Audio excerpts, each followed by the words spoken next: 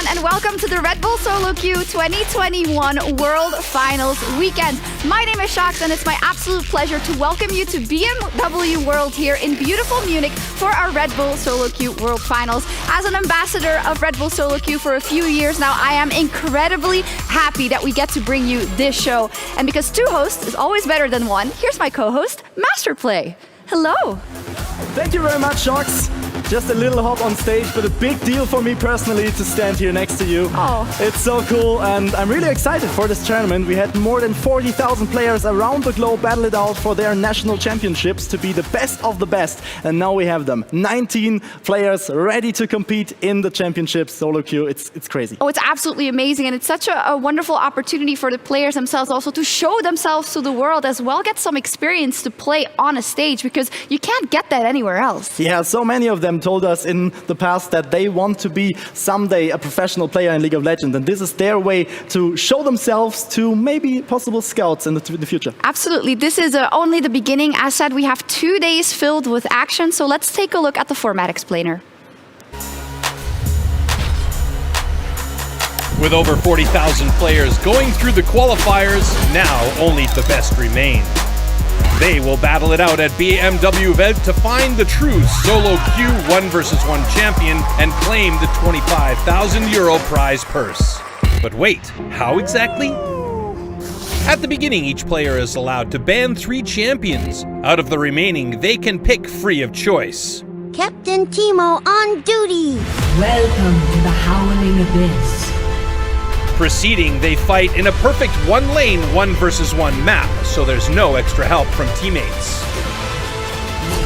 The key to victory is either to farm 100 minions, take down a turret, or draw first blood, which makes every little mistake a possible last move. Apart from winning, it's also important to be consistent. In the group stage, a match will be decided through a best of 3. In the playoffs, a best of 5.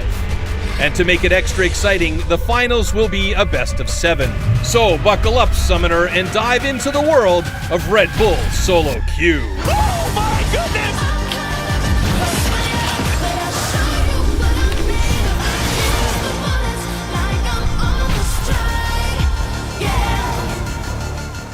Really the pinnacle of League of Legends, you know. You can always flex in solo queue and be like, oh, I would have beaten you in a 1v1. Well, now they get the chance, and it's on Howling Abyss, which makes it extra fun. Yeah, this is, I think, the ultimate change and the ultimate challenge for every player. Most of them are top laners, mid laners. They have to fight the 1v1 in early game, and now they can change everything. I'm really happy because we can always track like which role is actually the best at 1v1s. We'll see who the winner, which lane he plays in the end. But we need our casters for our event as well. We'd love to cast, but maybe, you know, if the event goes super long, we can jump in. But we have professionals for that. So let's meet our casters. First up from Greece, our color caster and analyst. Here is Trouble Inc.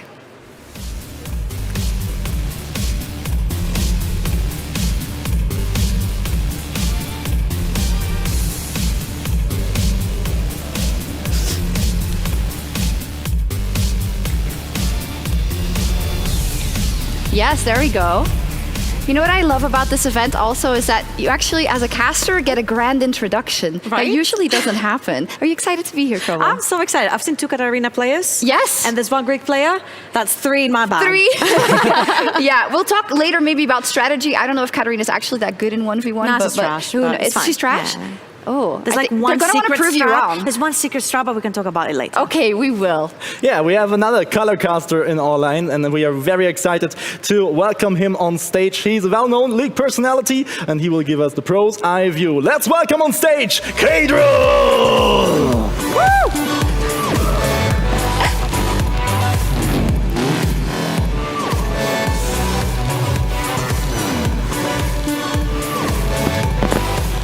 Hello. If it isn't the Analyst of the Year at the Esports Awards, I'm just humbled to be on stage with you, Yeah, sir. it's a massive event. It looks amazing. Yeah. 40,000 players, 19.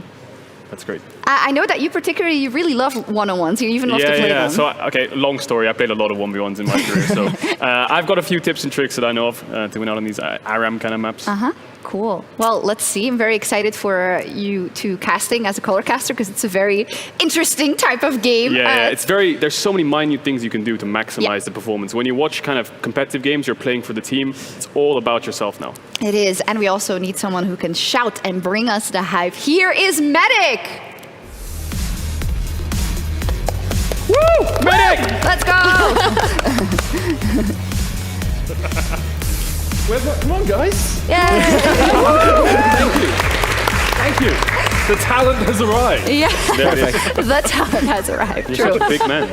Since you are the hype man, later we have the opening ceremony where we're going to see all the players. Can you give them like some tips so that they can make those 5 seconds on camera more interesting? Well, I think you have to look at people like Armut who just stare into the camera. Yeah. Like, you have to find your niche. Snoopy was great at it. Armut was great at it. Kazi does his funny faces. Like, there's a lot of different options for you to be exciting. I did the hair to hide most of my face, and I found that worked. So I did 3 kilograms of makeup to hide most of my face. It's all the same. Yeah, for sure. But Master Play, our casters, they're amazing. We have amazing players. What are you most excited about for the weekend? I think the most exciting part is that the players actually meet each other. They are here next, face to face. Most of the time they were online qualifiers, they could not see each other, and now they are here and they can see in the face of the opponent that there is fear if they win the first matches. Oh yeah, absolutely. I'm looking forward to that. Final note from anyone before we dive into I think the cool thing is like pro teams scrim each other in a tournament. But I guess these guys have been playing 1v1s against each other, so some people have some different kinds of metas, which have kind of evolved throughout the tournament. That's a great point. They have a decked out player room, so they have been practicing. And as said, the talent is kind of important, but the real important people here today are our players. So let's take a look.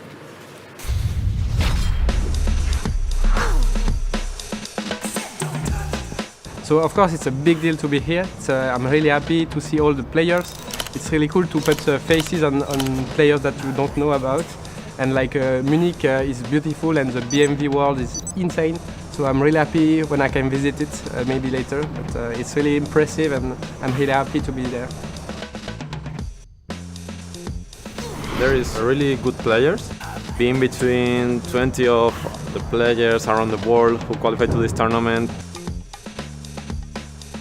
It's an amazing experience. I could say it's a once-in-a-lifetime experience. And I'm really glad to be one of the best amateur players. I was surprised it was Howling Abyss coming into Germany, because in the qualifiers we played in Summoner's Rift. But I actually really enjoy Howling Abyss. I think it's really exciting for the viewers, especially the games will probably last 7 to 8 minutes maximum. So it's going to be really enjoyable for the viewers, and there's going to be a lot of outplays and fun kills. Compared to the normal 5v5, then in 1v1 you need to really focus on trading, and then you like screw up the wave management, then you can completely like lose the tempo and the game. There's no vision, so you don't need to be careful about the jungler. It's only one lane, so you just have your opponent, it's straight up only your opponent, and it's 1v1. Only mechanics are important, it's pure 1v1, pure skill. I'm not nervous, and my goal is to win it, 1000%. There's no nerves. I've talked with everyone here, like everyone's nice and stuff. You know, there's a bit of like league talk, but at the end of the day, I came here to win, and that's what I'm gonna do.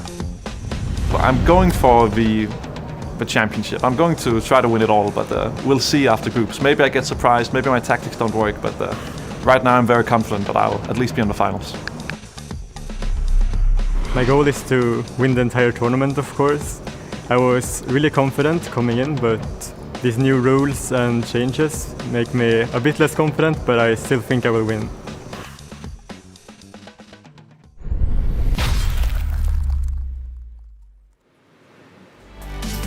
Fantastic introduction video and a lot of ambition. I love that many of them did not shy away from saying that they would make it to the final or were going to win it, because you don't come here to lose, don't you? Of course, they will do everything to come far and to represent their country, and I think they are ready. They are hyped standing here in this beautiful dome of the BMW World, Munich, Germany. So I would say, let's give them a warm welcome in the chat. Here are your players!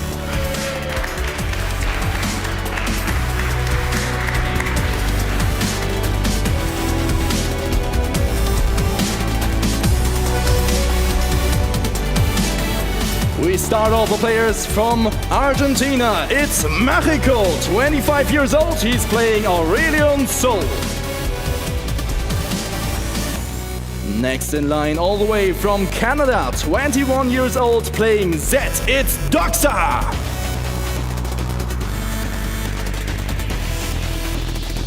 Our representative from Hong Kong is HK Warm Boy, 20 years old, and his favorite champion is Nar.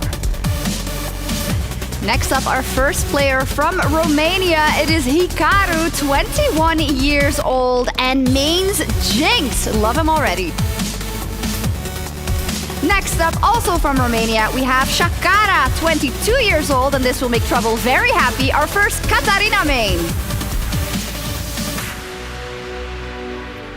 Next up, from beautiful Switzerland, we have Arnaud, 24 years old, and he mains Camille.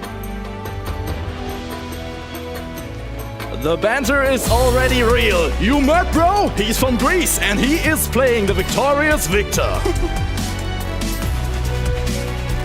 The Lebanon Flamer from Kuwait, 25 years old. The justice is him. He is Kale. Let's go. And next in line, we have Potatis from Sweden, 21 years old. He is playing Kha'Zix. If you've been a long-time watcher of League of Legends and the EU LCS, you might remember Godbro from Denmark, maining Echo. I love the attitude. Next up, also from Denmark, but can I say the most illustrious Danish name, Mats Mikkelsen, but his nickname is Viggo Mopsen, and he mains Malphite. Next up, we have from Egypt, Hamboli, 18 years old, almost the youngest contestant, and he loves to play Yorick. The representative of France on the way to the top of the French League of Legends League. It's Lingui, 22 years old. His favorite champion is Camille. Next up, we have the German representative. It is the brother of evil. It is Rune, ready for Jax. His name is Bont. Antonio Bont, coming from Spain, 23 years old. His main champion is Yorick. Two people who main Yorick. Yeah. I'd love to see that in action. Next up, we have from Turkey, it's Hulk Smash, 22 years old, and loves Zed. Last but not least in the line. I think we have a couple more, I believe. From the USA. He has some big words already in the opening video. Bradley, who loves Akali. And secondly, also from the United States, Dark Wings, who loves Katarina. Two Katarina mains. What a great day to be a Katarina player. Last but not least, I'm so hyped and so fast they have to come down. It's Arnex from Lithuania, 23 years old, and he's playing Jace.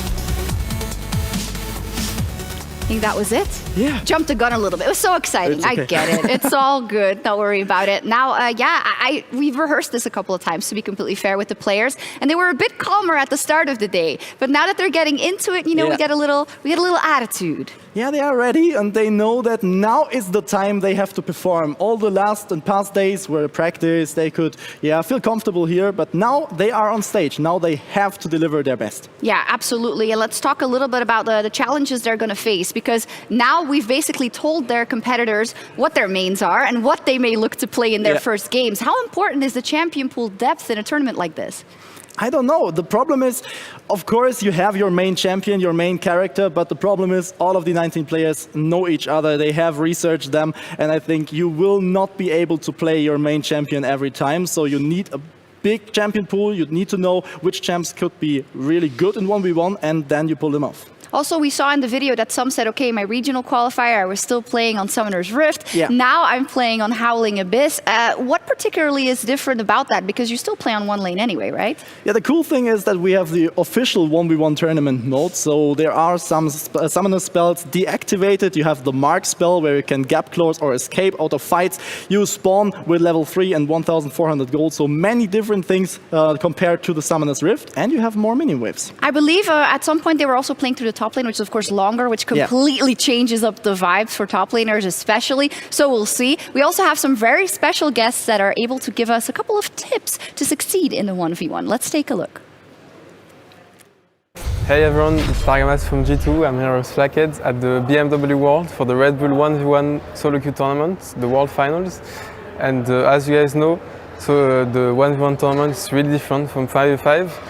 So if I had to give a tips to the players, I think for this kind of tournament, preparation is really key because it's played on a different map with different rules. And I think the players cannot practice as much as we do in the 5v5 environment. So I think all the scouting parts and the preparation parts, knowing what are you going to play, I think this is really important for players. True. I can agree with Targamas with the preparation part. I think you should pick a champion that you like and that you know that you're good with. But as well, your champion maybe either you need a bit of push or you need a bit of sustain or you need to be strong 1v1. But I wouldn't pick something like, like Yumi or stuff. I would go for some stuff like Lee Sin or Olaf or Yasuo, something might be a bit skilled, but they're really broken in 1v1s. Okay, so that's it for us. I wish best of luck to all the participants in the tournament and may the best player win. Amazing. If you missed the big announcement, of course, of G2 Esports yesterday, the new bot lane, we have Flackhead and Targamas, and they're also in the building. They will, in fact, be playing a couple of 1v1s, I believe, tomorrow. Trouble is now joining us here at our little analyst table. What did you make of the tips they gave, and what tips do you have for the players going into their 1v1? I feel like there's two strategies. One is the more sneaky one. The other one is like the upfront one. The upfront is obviously you pick your Yasuos, your Zeds, your Dariuses, your Dravens, your Jaces, anything that can go all in and win the trade or straight up kill you in a 1v1. And the second is the more sneaky one where you have the push, you poke your opponent to the point where they have to back, which means you win on CS, you win on experience, you technically have one level up, which means more HP, more stats, so you're stronger in that 1v1 when it comes to it, and the map closes down.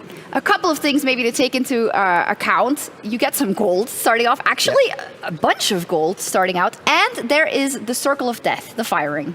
Yeah, that is a really, really crucial thing because that is absolutely new to the players. After 7 minutes, there is a big circle of fire, and this circle is closing out to the middle of the lane, so they have to fight at some point. It's closed at 8 minutes, and then they have to battle it out. Okay, I like it. I hope that maybe will make us also see a bit less of the sneaky tactic? Yeah, the sneaky tactic or the farm matchups. We never like that.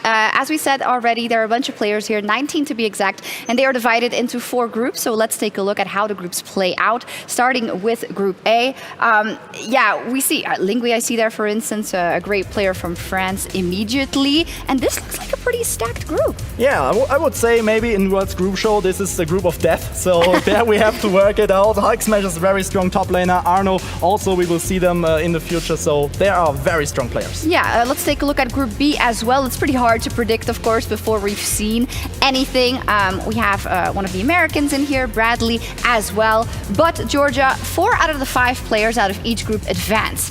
So on the one hand, it's kind of comfortable because you think, okay, I'm certainly what are the chances, right? 4 out of 5. Yeah, or it's super stressful because you're like, well, I don't want to be the one person that doesn't make it out of the group, as we take a look at Group C. They both sound really big, right? Because you're like, I have really good chances of making it out, 4 or 5 players, but then you're like, what if I end up being that one sole player that doesn't make it? This is a group with Rune, of course, the brother of Power of Evil, and we're gonna stop saying that because he's just his own person as well. He's his own evil. Yeah, is he good at 1v1s? I suppose he's good. I hope so, because I'm really, really excited to see what he can bring on stage, and also to mention Viggo Mobson. He is the platinum player, and I think that this is the chance for every, I would not say low elo, but just average elo player around the world are cheering for him and say, let's go, you can do it. Platinum players unite. Yeah, exactly. Platinum average. I'm sure that the people who are actually platinum will be like, no, we're actually in the top whatever percent. Yeah, thank you very much. Thank you. So that's how that that works. So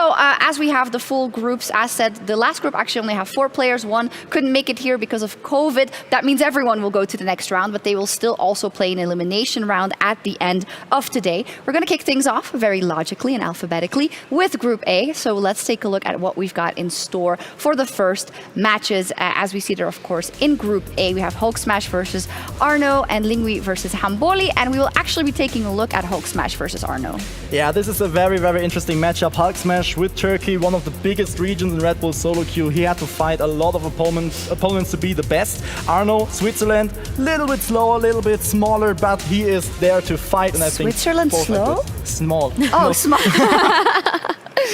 My eyes fall straight onto the Greek flag. I'm sorry, guys, we're biased here. But there's only one, so. It's only one, so I hope he smashes everyone else. I'm sorry, it's just my bias is coming through. Yeah, absolutely. So as said already, we'll be taking a look at Hulk Smash versus Arno, our very first match. So let's meet Hulk Smash. I'm Hulk Smash, I'm 22, I'm from Turkey.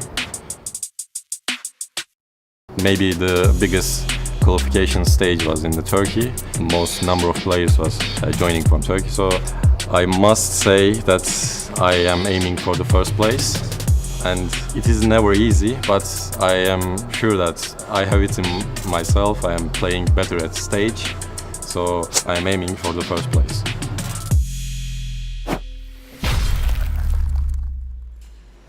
Actually, a great point. Turkey as a region is a very difficult one to qualify out of. We also see that also every year just in the Turkish league, but also the teams that make it to Worlds. There's a big player base and they are really good at League of Legends. So yeah, great by Hulk Smash to make it here in the first place. Yeah, he can be very proud of himself and already achieved a lot, but it's more like we have to prove we are better. We can go to day 2 where we have 8 players left. This is the goal. And I suppose a big and a great matchup between him and Arno. Yes. I think a lot of the eyes fall on him right now, right? Because he said, I'm coming and I'm aiming for that first place. Yeah. Anything else is just not good enough. So I think all eyes spilled on him because I guess he's our first favorite. Yeah, definitely. Maybe Arno won't be happy to hear that. So let's take a look at what he has to say. My name is Arno. I'm 24 years old and I play for Switzerland. So of course it's a big deal to be here. I'm really happy to see all the players. It's really cool to put faces on players that you don't know about. And like Munich is beautiful and the BMV world is insane. So I'm really happy when I can visit it maybe later. But it's really impressive and I'm really happy to be there.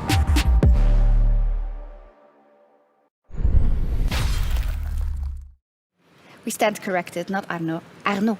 Arno. Yes, it has to be correct. Switzerland, a beautiful country, and really excited to see that first matchup. We saw them on video, but we want to see him in real life. So let's get Hulk Smash and Arno onto the stage.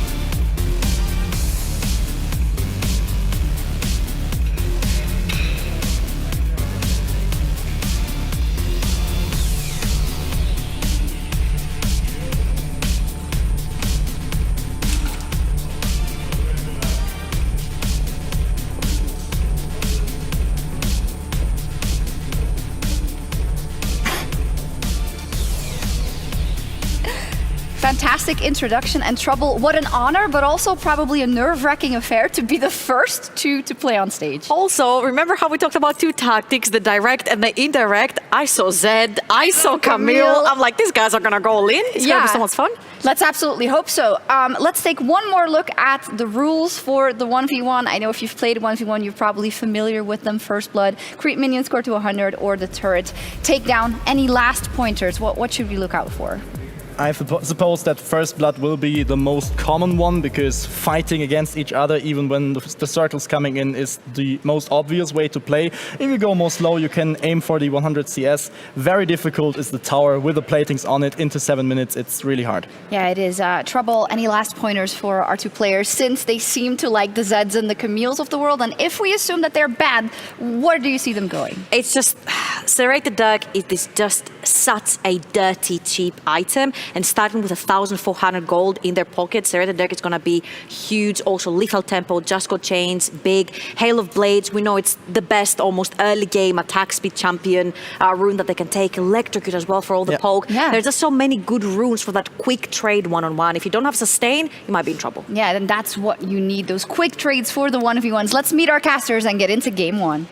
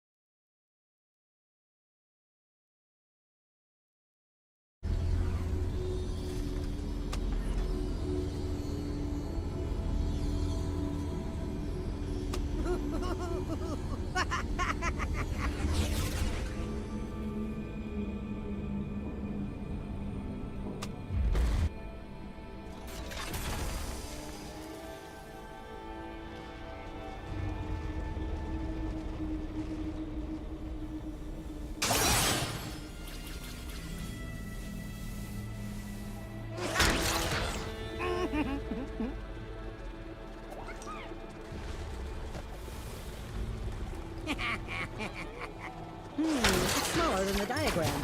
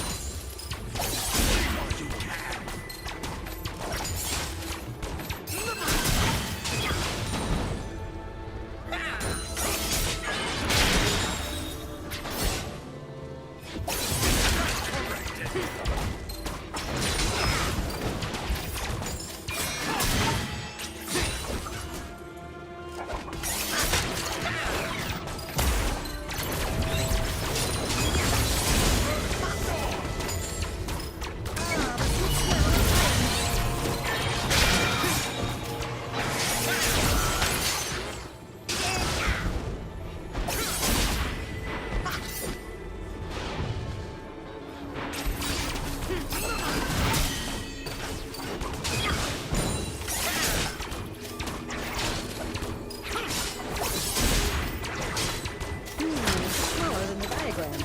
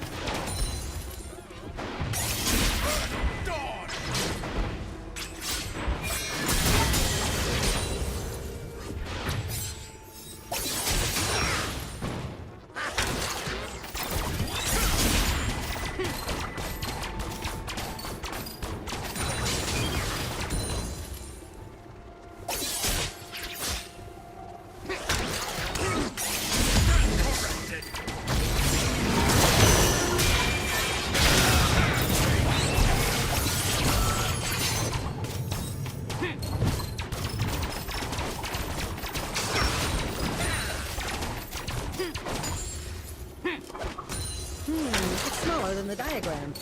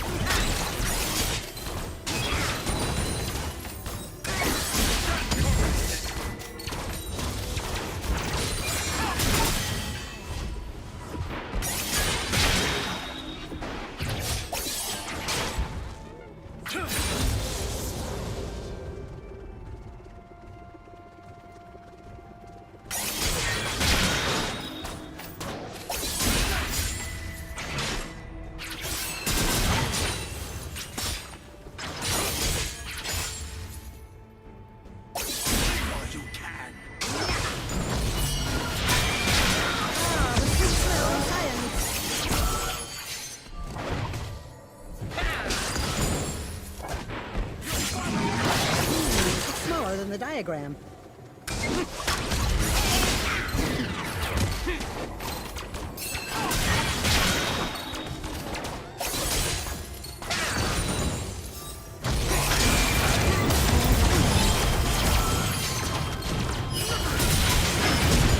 Sudden death will begin soon.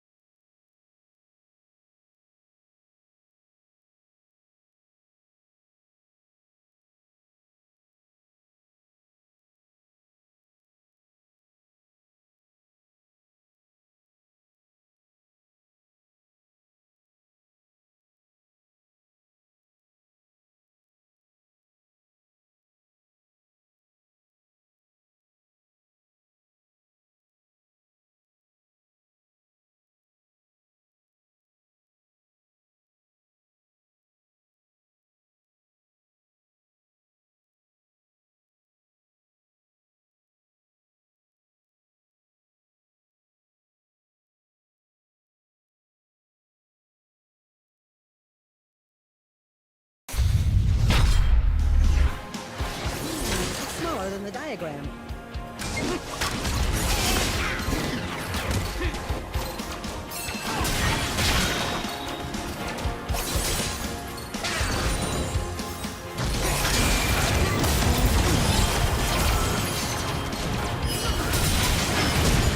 Sudden death will begin soon.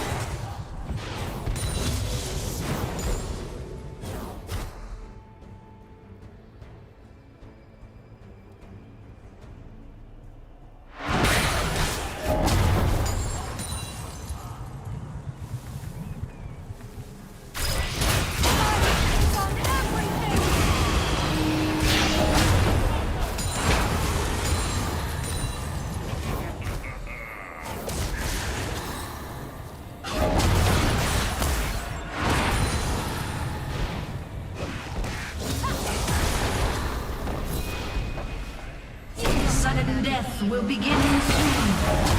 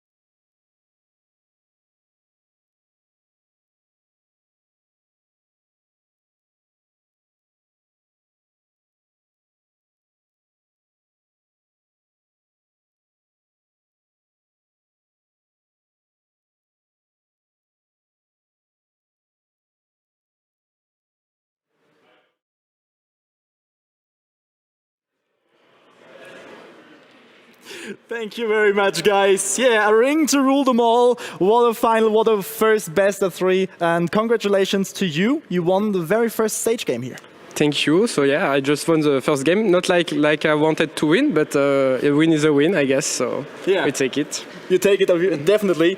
And we saw you playing first time this new mode, I would say. The qualifier was on Summoner's Rift. How different is it to play in the Howling Abyss, and how do you prepare for this mode?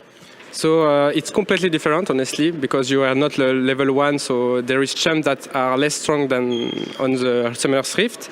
And I think it's cool that they added these Rings of Fire. Of course, I won't buy it, so yeah. But it's cool because they are less boring. Like, you can't just pick Caitlyn Grasp and just farm. You need to do something, and I think I really like this mod. And to prepare it, we did it yesterday, since this mod is private to the event. And we played like all day with the guys, so it was fun. Just tried everything out. You spoke to the level 3 in the beginning. Do you think there is any champion where you can hit all 3 level points into one ability and go all in for the beginning? I never think about that, but I think maybe you put 2 points in one ability, but not 3 points in one ability. It's not worth it, I think. So you need the kit of the champions to be successful. One last question for you. We have many opponents. Is there any player you definitely want to face in this 1v1? Of course, my friend from France, Lingui. We played a lot together yesterday, and it was quite fun. And he's a really good opponent, so I look forward to play against him if one day we met.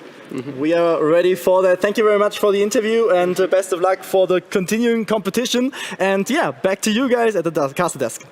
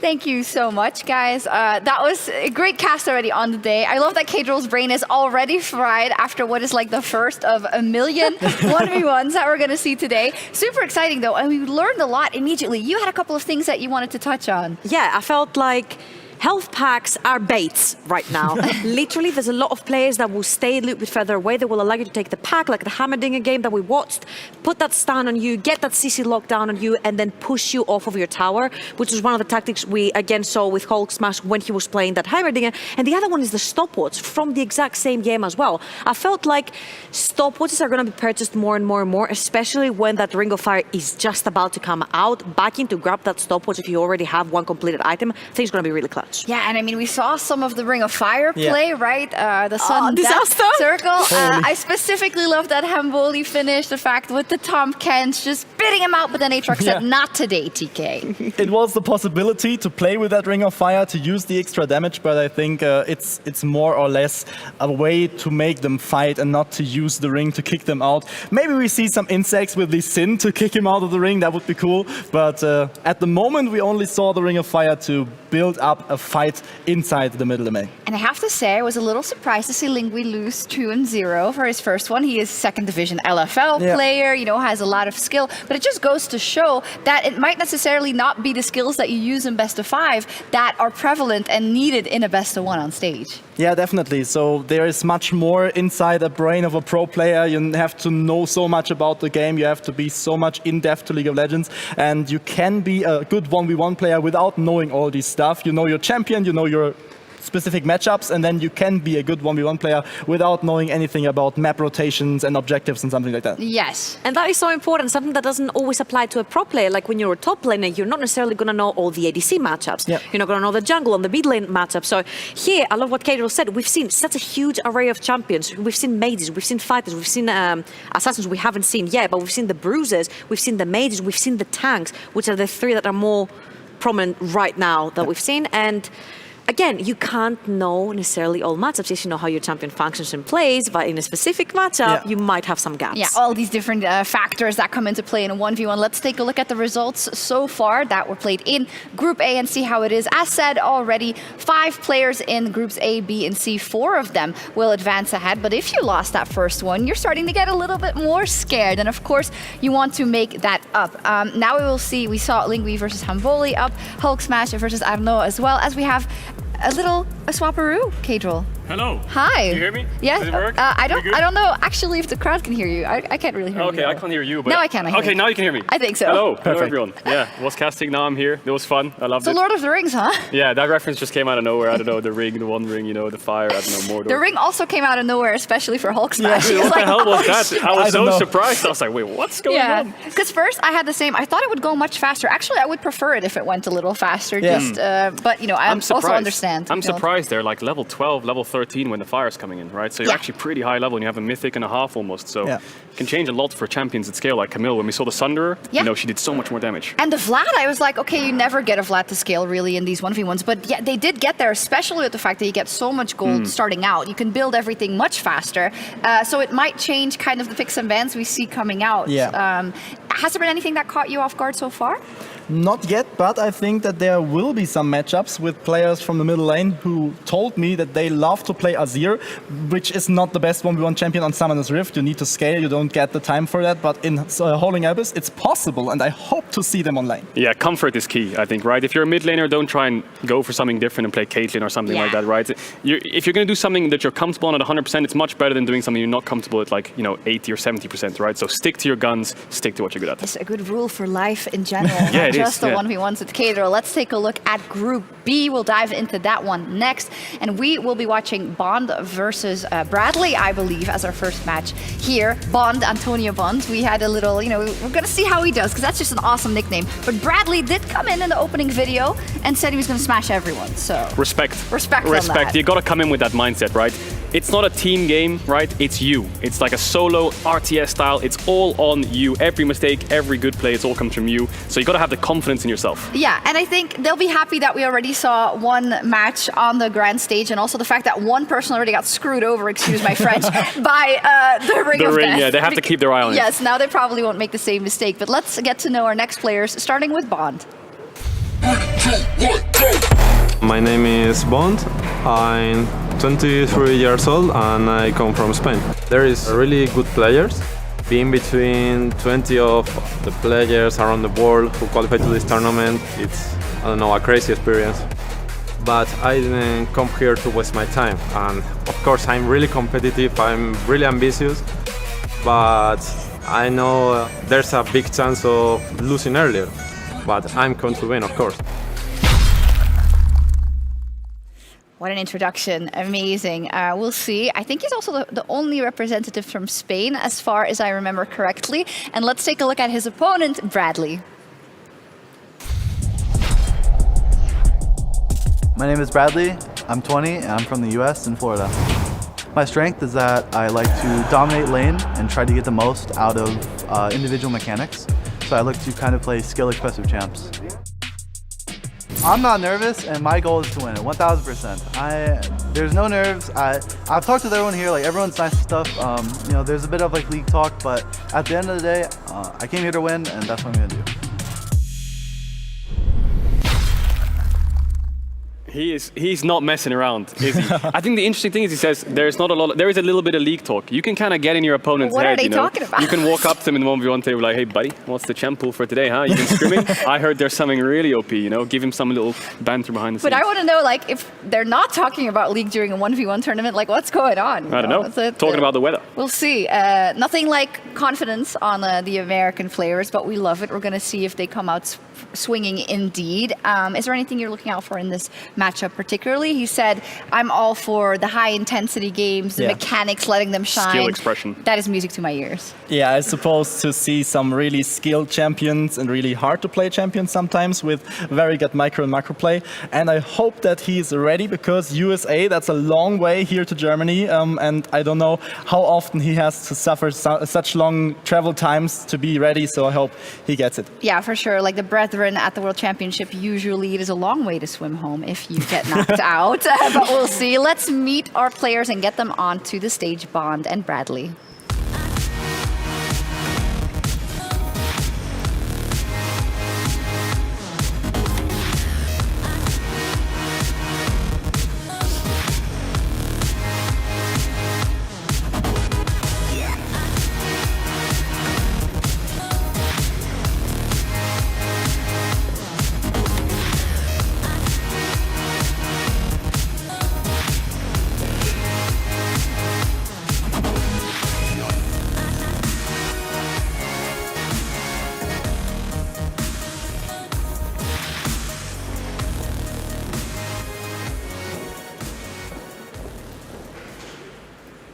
settled in, Red Bull by their side. They have quick access if they need one, but hopefully they'll keep their eyes on the game. Yeah, we saw the first game, both of them instantly Whoops. grab the Red Bulls, just get Yeah. it straight down here, get the caffeine in and get the mechanics going. Definitely so. Let's head straight over to our casters to dive into the next best of 3.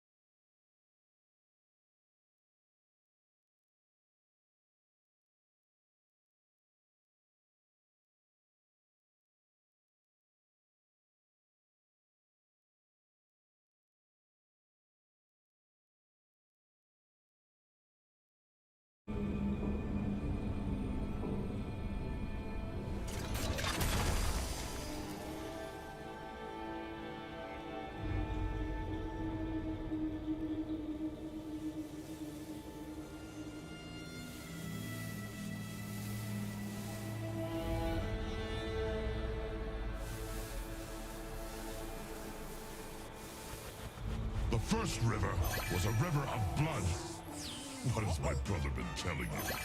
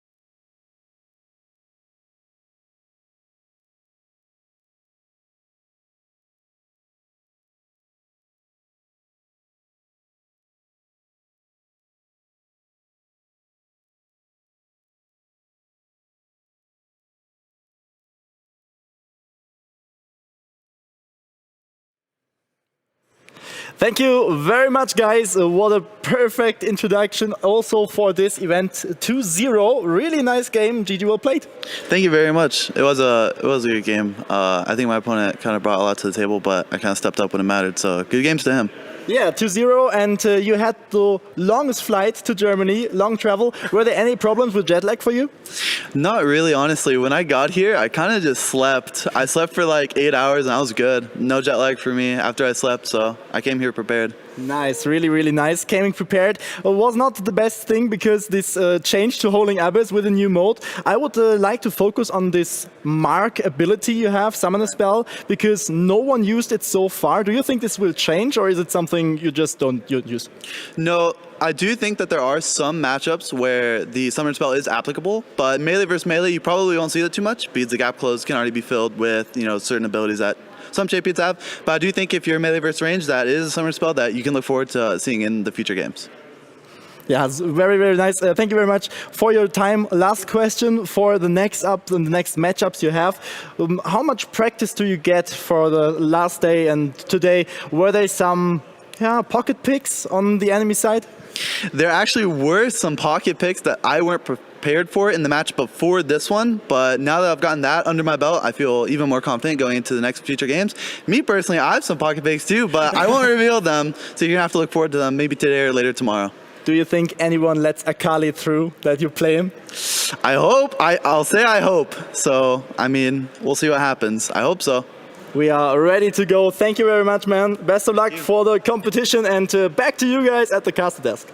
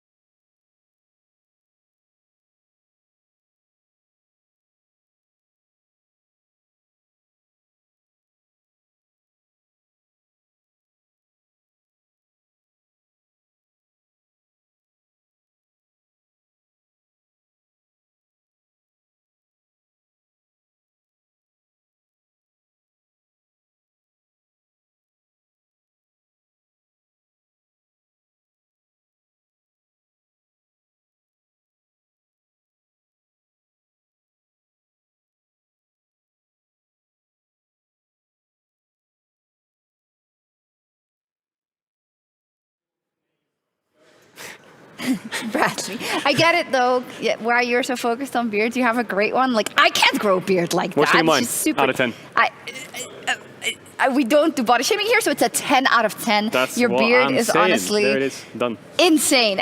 Anyways, though, Group B so far, yes, so much action. I mean, let's talk about Bradley a little bit. Master play, it was just cool to see the Aurelia play, just going ham. That's the 1v1s we like to see. Yeah, he's so focused. He is so ready for this competition. And yeah, he was calm, he was steady. Also in the interview, he's ready for this. And I think there is a lot of champs waiting for us to see him in the next 1v1s. I don't know if anyone lets this Akali through, but he has some options. Yeah. He talked about skill expression, and what better way to do it than things like Aurelia, especially in that matchup, right? Gets the solo kill, the volley Barrett diving onto him. Clean 2-0, looked very dominant, and that's a very good confidence boost for the remainder of the games. And the confidence is what he came in with. That's what he's going to come out with. Absolutely. It's just going to build momentum. It's also always cool to see. You can say, okay, yeah, a lot of 1v1 players, they're usually top laners, etc. But which kind of top laner are you going to get? You know, are you going to get the Aurelia or the Gnar? A lot of top laners. Yeah. I have to say, these champions look like top. This first round, we had things like, you know, the Tam Kench and things like this, and then the pushing lanes, and then the Camille's, Aatrox, Gnar, Rumble, Darius, Aurelia. We've seen all top laners. Yeah, I believe we're going to take a look at the results so far, but I'm not exactly sure because I think one of the other games in this group was going a bit longer than anticipated. This one went relatively fast. Yeah, that's so what I we'll like. see. I like, you know, those games where it's just level 3 and it's that brain thing where it's like you're hitting him and you think you're winning, but then he's hitting you and he thinks you're winning, and then eventually both of you take the all in and it's over in the first levels. Yeah. I love that. Yeah. We have a super cool content piece coming up, but Oh, it's we have not a super yet. cool content Not piece? yet. Not yet. Not yet. I wonder what it is. Master Play. Have you seen any favorites yet out of the people you've seen play? Well, Bradley looked very confident and very convincing. I hope he makes it to tomorrow and then goes for the best of 5 series. And I'm looking forward for some mage mid lane compositions. Maybe see some mid laners, not only the top and not only the bruisers, but we already talked about it. These are the favorite champs. Yeah, I'm waiting for the Caitlyn. I want to see the Caitlyn. I want to see an AD carry. I want to see Caitlyn, Kalista, Draven, What? you know. Get when this you pick, man out. you Okay, pick Draven is Draven, yeah, Ignite barrier, you just walk up this guy, T1 style, push him out of the lane. That's what I want to see. But I Okay. think what I've learned is like either all-in gap closing or wave clear seems to be the best options right now. Yeah. Pick your poison.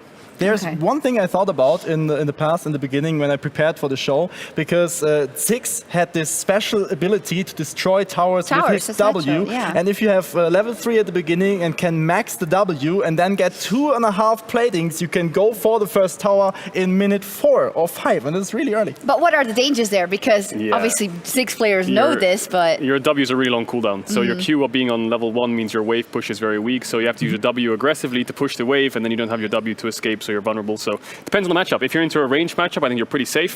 And you can probably push on every bouncing wave to get the plates because it's inevitable. But in a melee matchup, like against Bradley's Aurelia, I'm sweating for you. no chance indeed. As said already, we have a bit of a content piece because yesterday Red Bull had a surprise for us. Okay, so we are here, surprise. We are at Coco Vero, and what they do is they do trachten, which are traditional Bavarian clothes. So the dirndl for the women and the lederhosen for the men. Are you excited? I love leather pants. I love leather pants. We all love leather pants. In any case, this shop has been there for 10 years and they actually make everything right here in Munich. It's super good quality. It also looks super nice, so let's do it? Let's do it. Let's do it. All right. Hello. Hi. Hi. How does one start? Actually, quite easy. We start with the girls, I would say. Nice. So we have the more traditional ones on this side, the ones for the weddings more on this side, and these ones are a little bit fancier. Let me show you. So we have something like this. It has tiny little twinkly lights or stars on the fabric. On it. And then we have the more traditional ones. They have sort of a felt-ish material. The cut and the fabric makes it really traditional. Yeah.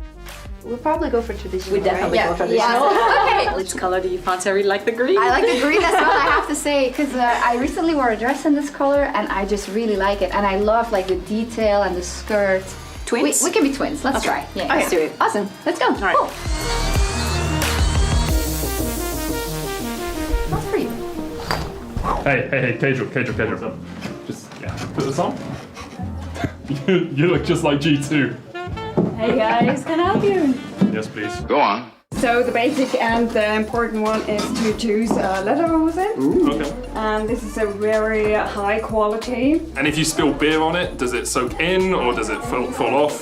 'Cause it's just quite important for us to know. Drink a lot of beer. So a lederhosen is much more better if you have it 10 years because it tells so much story. Okay, yeah. So I actually think the guys have a much more difficult decision than the girls.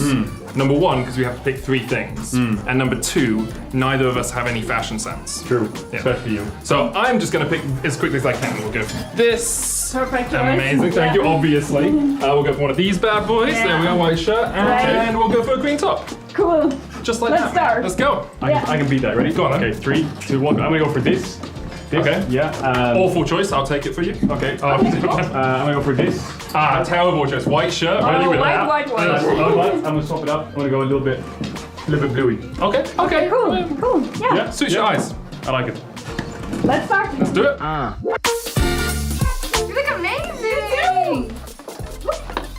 You look amazing. Oh, thank you.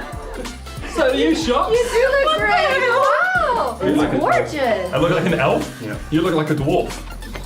I feel very Bavarian. Same. Right? Yeah, as well. Yeah, the ladies at Coco Vero helped us amazingly. We're super happy. And I guess we're gonna go off and maybe have a beer or something. I don't know. Oh, wait. Oh, what's There's this? more. Oh, thank you. Round up the experience. Thank you so much. Oh, thank you. It's like our own little Oktoberfest. Prost. Prost. Do you have the big ones as well?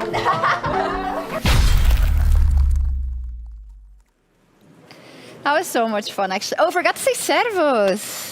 We did prost and we didn't say servus, hi and I, which is in Munich. I guess they say it both for hello and bye bye, as far as I know. Yeah. Yeah. Medic, it was fun. Do you want to talk about some of your trials and tribulations at the my shop? thighs are too big, is what I find. Like, my thighs are too big to fit into any lederhosen. If you have nice lederhosen, you can send them to me. I'll wear them. But apparently, I've just got thighs that are too big to fit into lederhosen. I have to say, with the outfit that you ended up in, with the shirt, that looked it actually looked classically like an outfit you would wear for the LEC. Something I'd wear on the LEC. I'm thinking about wearing it tomorrow. So. Oh, wonderful! Let us know in the chat or on Twitter if you want. Maybe all of us to wear our traditional. Oh wow! Okay. I mean, we'll decide tomorrow. We can get you a dirndl if you want. Thank you. Perfect. Yeah. Oh yeah, you would be. That would be great. Yeah. A green dirndl for me. I just turned completely to the camera. How long have I been doing this? It's just unbelievable. I'm not sure what we're going to do now. What I believe is happening is because some of the games are being playing off stage, and that one went really, really long. They were into a third game. They pushed it forward, but of course we know it has to end at some point because of the Ring of Fire. Medic, have you been surprised at how people have been, one, caught off guard by the Ring of Fire, and two, use it to their advantage sometimes? Yeah, I was actually surprised by Hulk Smash because I thought he was in a really good position to just not back, and then the fact he backed into the fire and died because of it really surprised me. He forgot. I think, I was surprised by how slow it was to start with, and I think there's definitely like, do you back at just the right moment to make sure that you avoid the ring, but then your opponent doesn't back and you can like play around with Does it health go bars faster if it goes longer? Because I had the impression when it just came in, but I remember from playing Nexus Blitz, it seems like it goes slow. In Nexus Blitz, it's quite slow until the middle, and then it speeds up. Yeah. But in this, it's the same speed the entire time. It's just you've got a very narrow space to play in, right? So you're always going to get forced to fight in the middle. I think we're still waiting to see some results, and I think they're there. Let's take a look at the graphic so we find out what has happened. We have a win in Group A of Patatis, as well as Hulk Smash came back. Liqui is now 0-2. Unfortunately, that is not great. And I want to see how the rest played out. We've got Rune.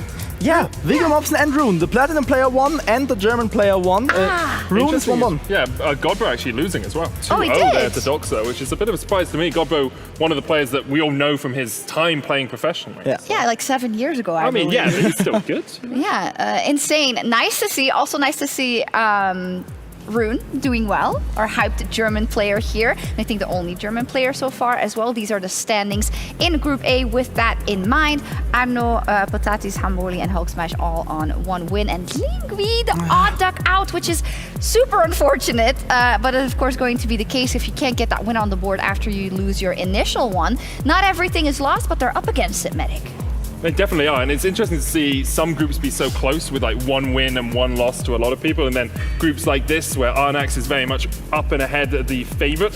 And we go back to Group C, where Magic are really struggling at the bottom of the pack there, 0-2. Yeah, I wish we could take a look at some of the games, but of course we'll see some of the players on stage after. I hope at least everyone gets a chance to play on stage before they are out. And this is a group of life. You cannot get knocked out of this group, but you also don't want to be last because seeding is important. If you're the first or the second place, you will be up against a, insane, easier opponent, but you never know. One plays 4, 2 plays 3 is how it works, and then we go across the groups. So it's going to be very interesting to watch the round of 16 later today, and of course we do still have a couple of rounds of group stage before then, Sjokz. Yes, and now we're going to take a look at a matchup from Group C. So let's take a look what we have on the docket. They will be setting up in just a little bit because, as you know, if you play a lot of League of Legends or any game, really, not playing on your own setup can be really daunting. You really got a little bit of practice, you got to make sure the mouse sense is good and everything. But as we said, we're going into Group C, so we get Rune versus Viggo Mobson, which is great. The Platinum versus the German Wonderkind.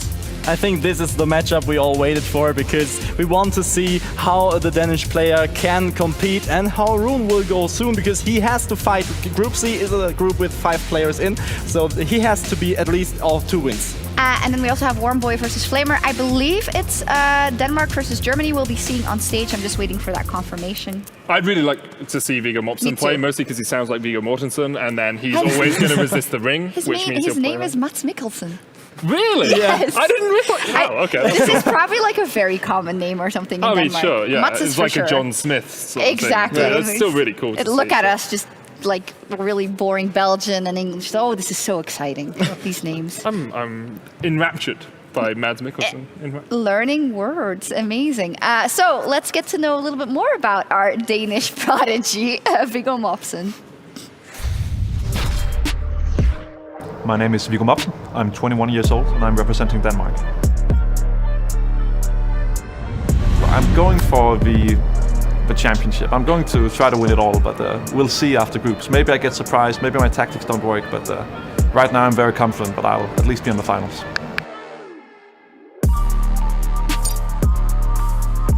I'm definitely nervous, I'm definitely excited, but most of all I'm just ready to get going, I think.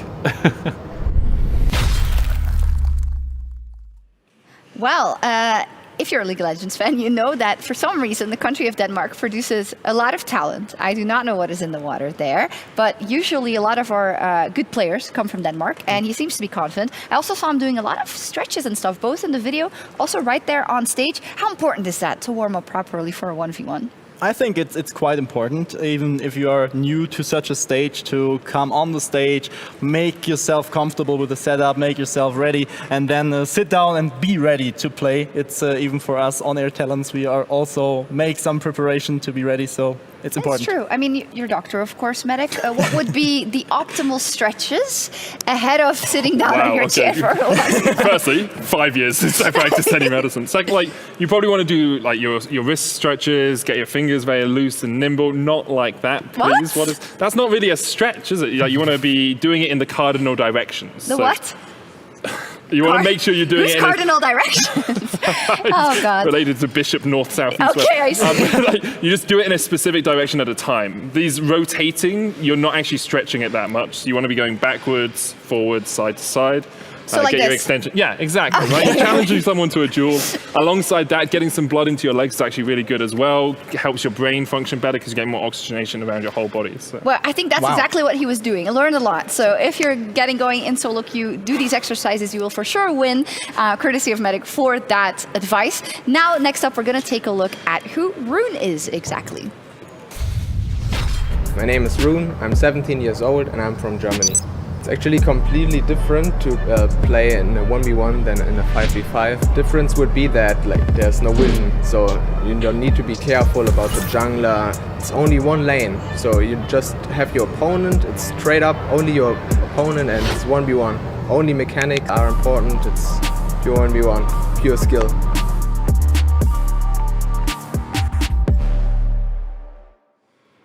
He looks so much like his brother. I'm sure he's tired of hearing that. Also, the way he speaks in English, also, it's incredible. I was talking to Power of Eve a little bit, and he's watching, of course. Hello, Tristan. But he was saying, yeah, look out for Rune. You'll see him in the LEC in a couple of years, and maybe I'll be on the same team. Wait, so Power View was going to role swap support? Maybe, who knows? Everyone just goes to support these days. Yeah, they can't go to the same lane.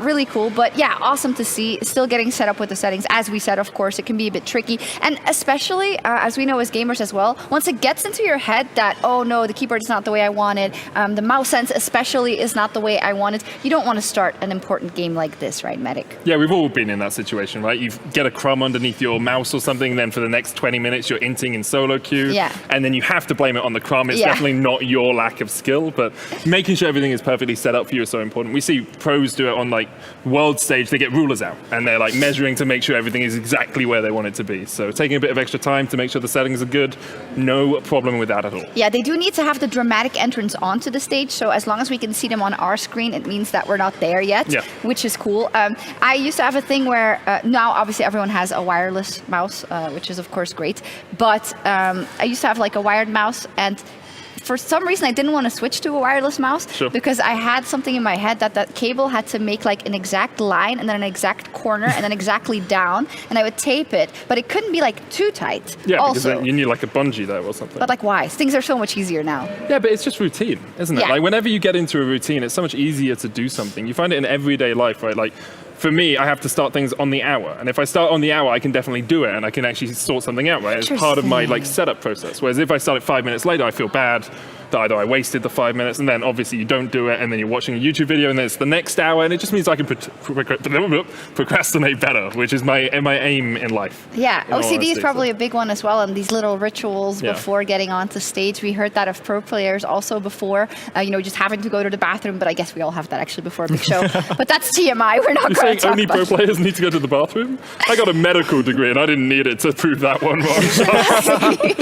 I mean, some people get nervous and like have to go to the bathroom right before. That's what I mean. Yeah, that is true. But that is definitely TMI for everyone involved here. I do believe the player walk-up is ready, so let's see it.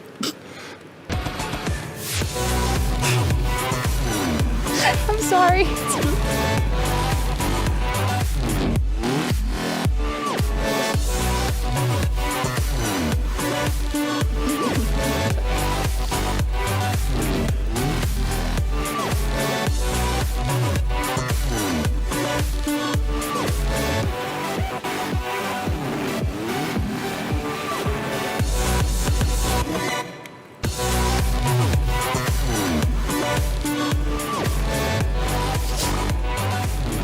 Denmark versus Germany. Viggo Mobsen versus Rune. Let's head over to the casters.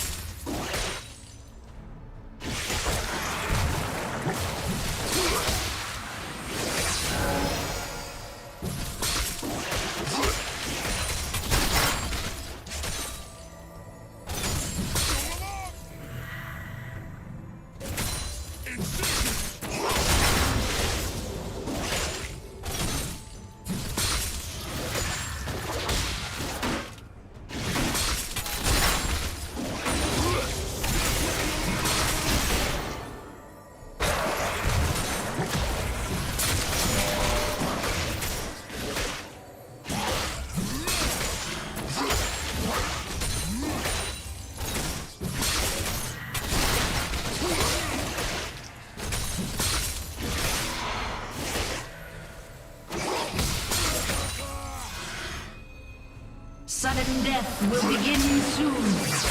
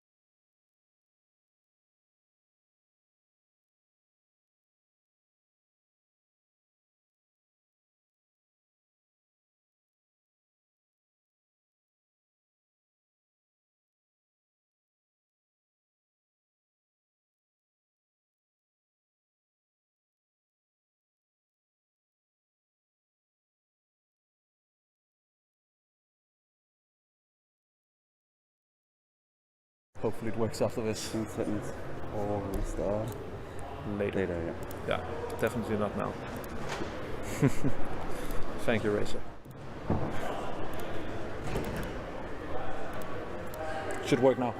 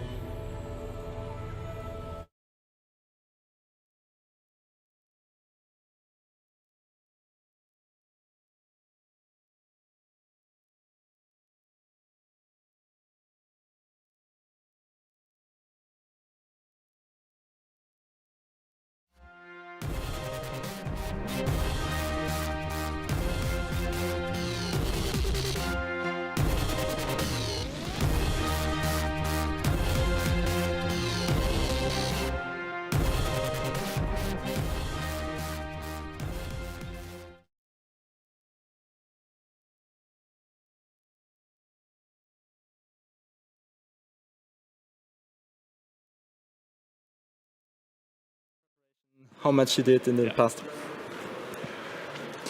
Thank you very much, you two. And what a series. The first game was super long, super excited. The second one was exciting too, but very, very fast. GG, first of all, 2-0, you did it. Thank you very much. Yeah, I think first game was really a slow burner. I got kind of scared there at the end. Maybe he would win through CS, but thankfully he just died. Don't really know how actually, but worked out. And yeah, second game. If you don't know the limits of your champion, that's how it goes. So he just lost level 1. Yeah, this is the level 1 engage we talked about in the analyst desk, because we thought about it, that if you know what limits you have and when you can go for this 1v1, it could be viable. Was there any chance for Rune to win it against Darius, or you were 100% confident? I think he can easily win it against Darius actually, but I think he needs to wait it out a little bit longer. I think the fact that he goes in so early, so he goes into my wave after I've already gotten a little bit of poke off of him, that's what makes him lose. If he waits for me to overextend a little bit to get some more items to scale better, I think he can actually win it. Get back to the first game. You already told us that winning above the creep score was a possibility for Rune, and it was really close. 4 creeps left in the last second. Was it your game plan to go over the distance, to go for creeps, or do you wanted to kill him? I actually wanted to go for creeps as well, but I think I accidentally had the wrong mouse settings and screwed up some settings on stage, so I couldn't hit the correct minions when I tried to CS. So I was really stressed out in that game, especially right at the end. But it ended up going quite well, thankfully. So you made thank God it didn't matter. You made it. Thank you very much. Really, really positive mindset, and best of luck for the upcoming matches for you. Thank you. And yeah, let's get back to our beautiful casters.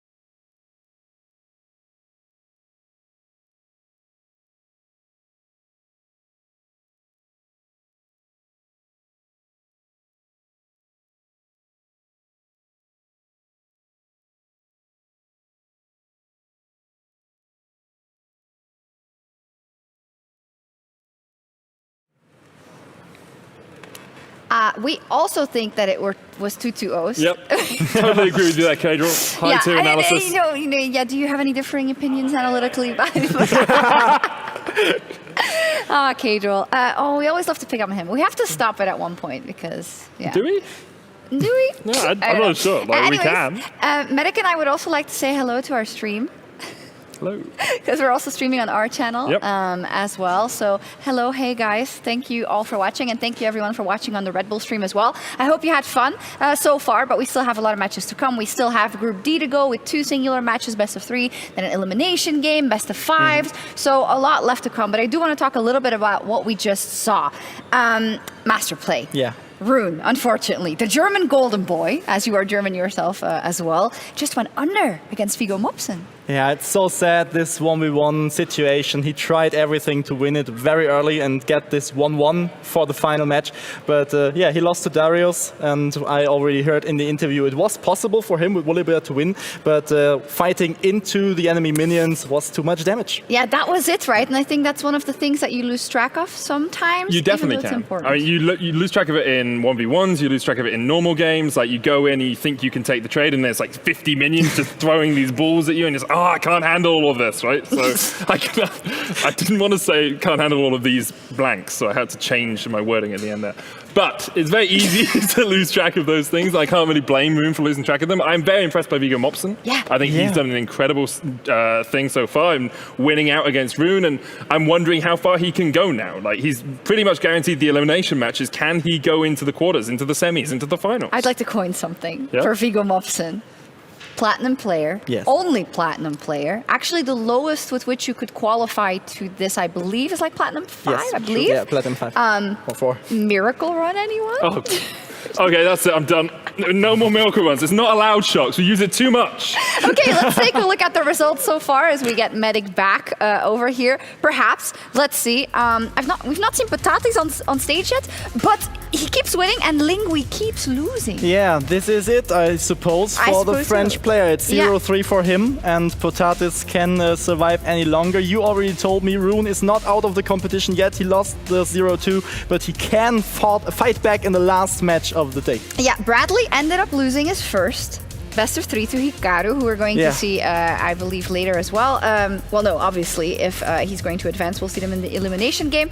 So let's see, indeed, Arnaud also picking up another win, so I guess he's all but qualified as well, but we'll have to see. It'll all come down to this next one. We're diving into Group D, and Medic actually left. Was that in the planning? I guess it was. He's done. He's done. He's done. He's going home. But we're going to take a look at Group D next. That is the last group. And as we already said, there are only a couple of players in there, only 4, but before that we're going to see how everything evens out so far. Lingui, man, that is so embarrassing. Yeah, it's sad. I don't know, maybe Hamboli, if he loses the next one 1-3, Lingui also 1-3, the heads up, maybe for decision, but yeah.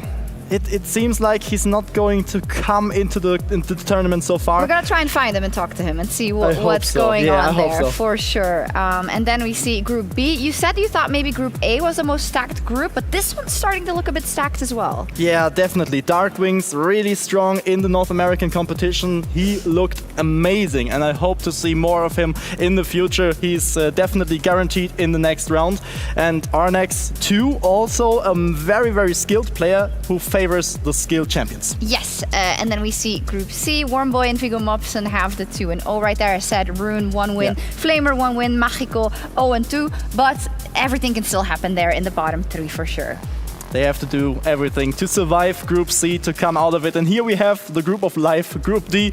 And I have a question, maybe also for you, Trouble, because hello. Did you go and replace Medic who ran off? Great. Just jump in, because Group D is a Group of Life. Do you think they can experiment a little bit with their champions because you can't be eliminated? I think absolutely. I feel like since you're already guaranteed to go in, you see all the Mundos, the Kenchis being played, and actually winning, you see all the Aatrox.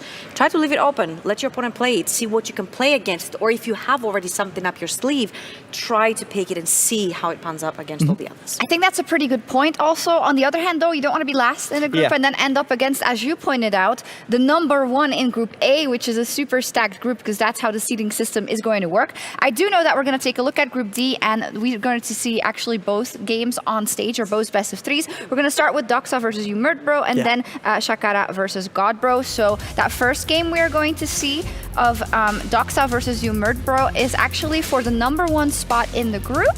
And the other one is for the last one, I presume? Yeah. That's how that would work. That would work in Group D. So we see both of the matchups to decide who is the better one, who can compete. And also for Group A, it's interesting because they have to focus on Group D. What champs are played? What are they doing to compete in the first elimination round? Oh yeah, that's a great point. They'll have to do some research as well, or maybe send someone else to look at what they've been playing. Maybe some of them brought a coach, I don't know. Or chat around and maybe gossip a little bit here and there. I do believe we're going to take a look at the videos for our next players. So first, let's meet Doxa. My name is Doxa, and I'm 21 years old, and I'm representing Canada. I was surprised it was Howling Abyss coming into Germany, because in the qualifiers we played in Summoner's Rift. But I actually really enjoy Howling Abyss. I think it's really exciting for the viewers, especially the games will probably last 7 to 8 minutes maximum. It's going to be really enjoyable for the viewers, and there's going to be a lot of outplays and fun kills. Cool. With that attitude in the video, I am really looking forward to seeing how he does on stage. That Howling Abyss being caught off guard, this video we also saw at the top of the day. So hopefully everyone has come to terms with the fact that it's Howling Abyss right now. Yeah, I suppose they know what to do now. They have acclimatized with the map and with the new factors. And I think we will see in the next matches some maybe new pocket picks I already mentioned. Next up is our player from Greece, Umurtbro. I'm Umurtbro, I'm 21 and I'm from Greece. It's my second time. I'm really glad that I have the chance to represent Greece for a second time, and I hope to bring the trophy home this year. My strength is my laning phase. I'm pretty aggressive. I love taking trades, and my weakness, I would say, sometimes I get nervous, only that. But if I manage to keep calm, I think I can win it. Which means good luck in Greek. To Umurtbro, both undefeated so far, both 2-0. One plays really aggressive, the other one said he's a little bit more calculated. So I want to see how that goes, because we've seen a couple of matchups where one goes for the creeps, the other one goes for the all-in. We saw the adaptation with the Kents right there, where they said I was actually going for the creep score as well, but something was messed up with my mouse and I had to, switch it up, do the switcheroo last minute and go for the kill, and it worked. Yeah, that's all what it's about as well. Once you get into the game, being able to kind of change your plan according to what the enemy is doing, and we'll see if that happens in this match. Let's bring the players to the stage.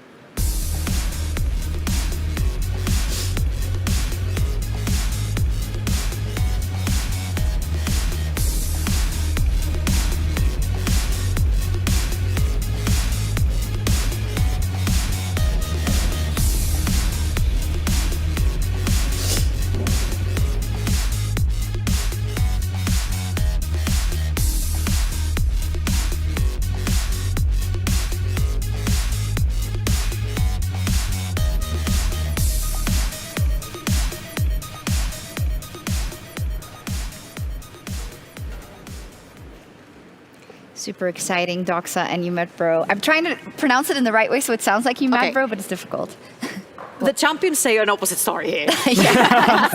Absolutely. Very calculated play, loves Zed. Very aggressive play, loves Victor. Yeah. Now, I'd love to see an aggressive Victor. I think Doxa's even going to be like, sure, you can play Victor. let's see what happens there. Casters, take us away and take us through this next best of 3.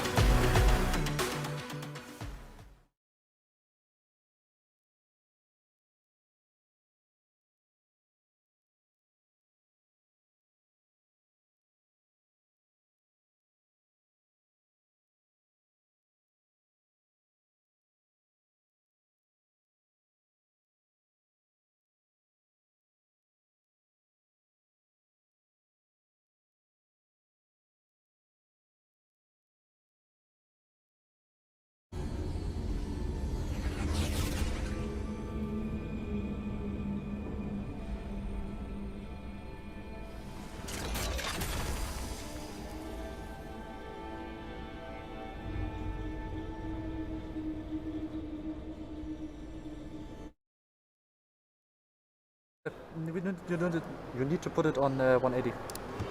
Yeah, but in the Just a quick technical issue. everything is different in this. When I Yes, put this. I know, but we have to play in this. Okay then. I was lagging. That's why I closed. I couldn't play. Otherwise. No, it's all good.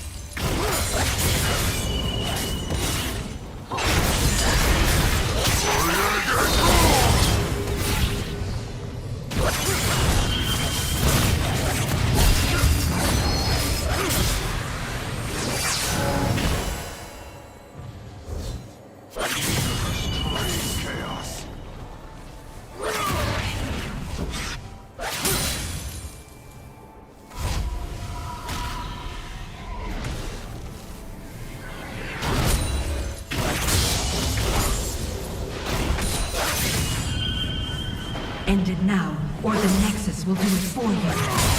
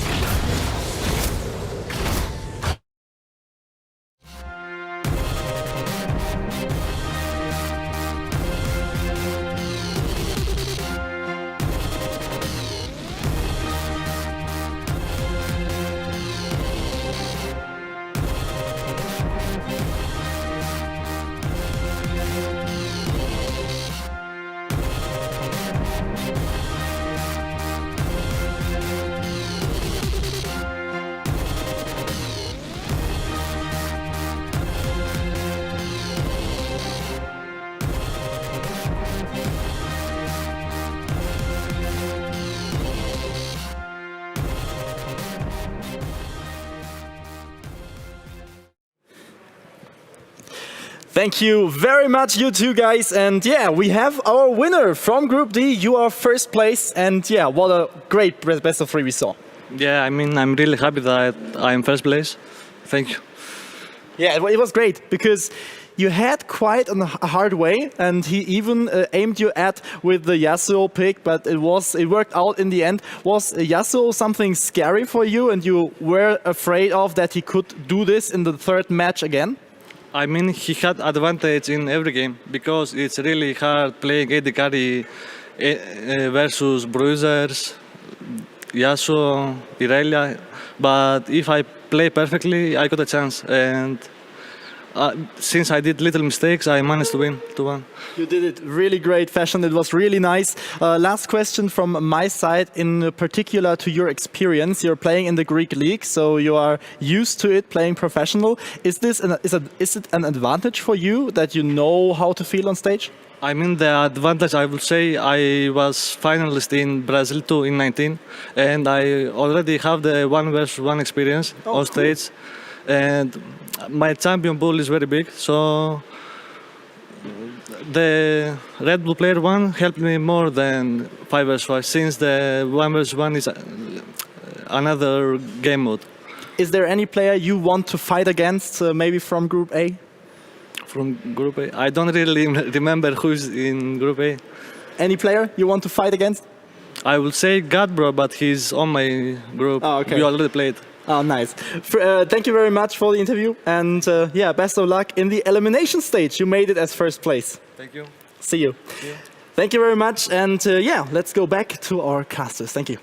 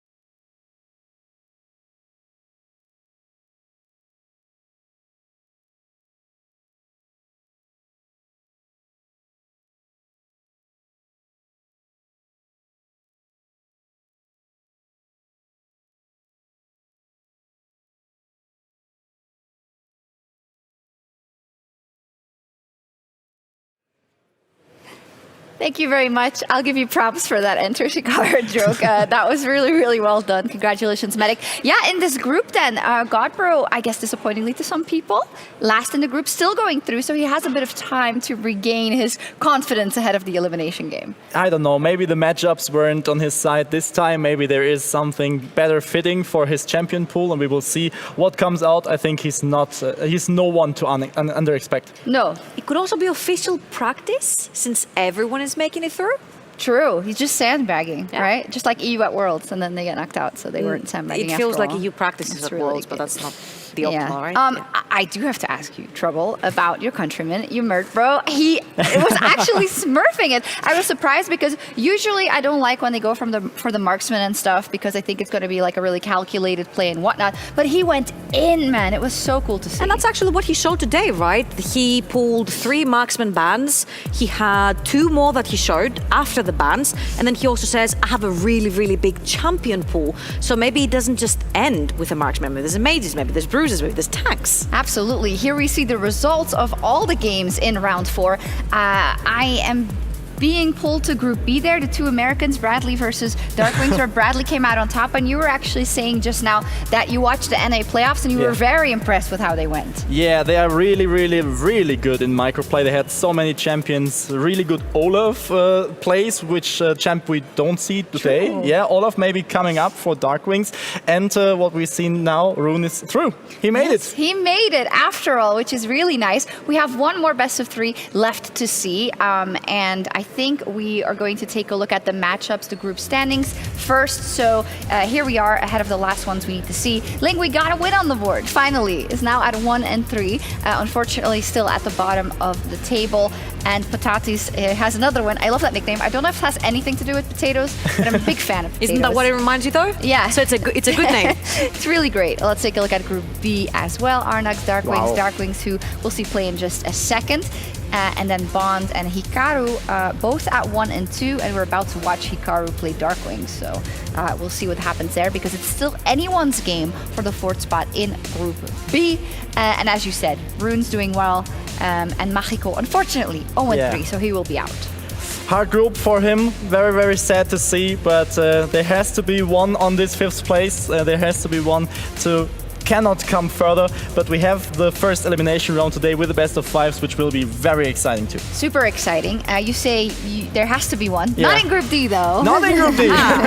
Surprise. Surprise. All of them are going through, so we'll see what happens there. As said already, it is quite important if you get the first spot or the last spot, because if you're 1, you go up against 4 of the other group, as Trouble is leaving us, but her countryman, Umert Bro, is 3 and 0 so far, and Kadril is back.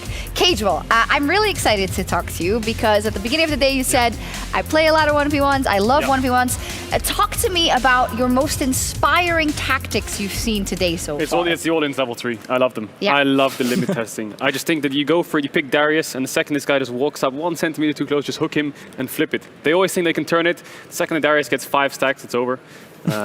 I think the Ring of Death, I think you can't hit 100 CS. I'm pretty sure you can't hit 100 CS if one of the players is playing a Bruiser or an all-in champ.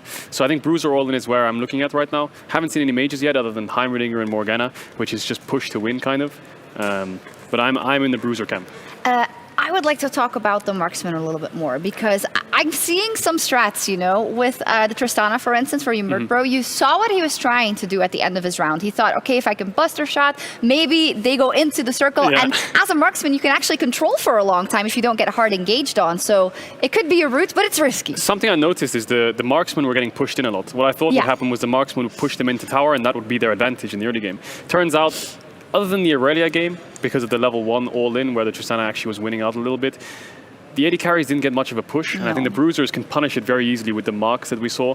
So I think AD carries will be picked by the AD carry players. The top laners will stick to their comfort as well. I think comfort is key, but there are a few things which look a little bit stronger than others. Master Play said that in the NA playoffs, they played Olaf, which would be an NA special. Blaver loves it as well. Yeah. Undefeated Olaf, forever. Darius, Pantheon, Yeah. Jax, Camille. Dude, get me on that train. It's cool, because you know if those get banned out, like their comfort champions, there are so many champions in the game right now, of you'll course. for sure find something that fits your meta as well.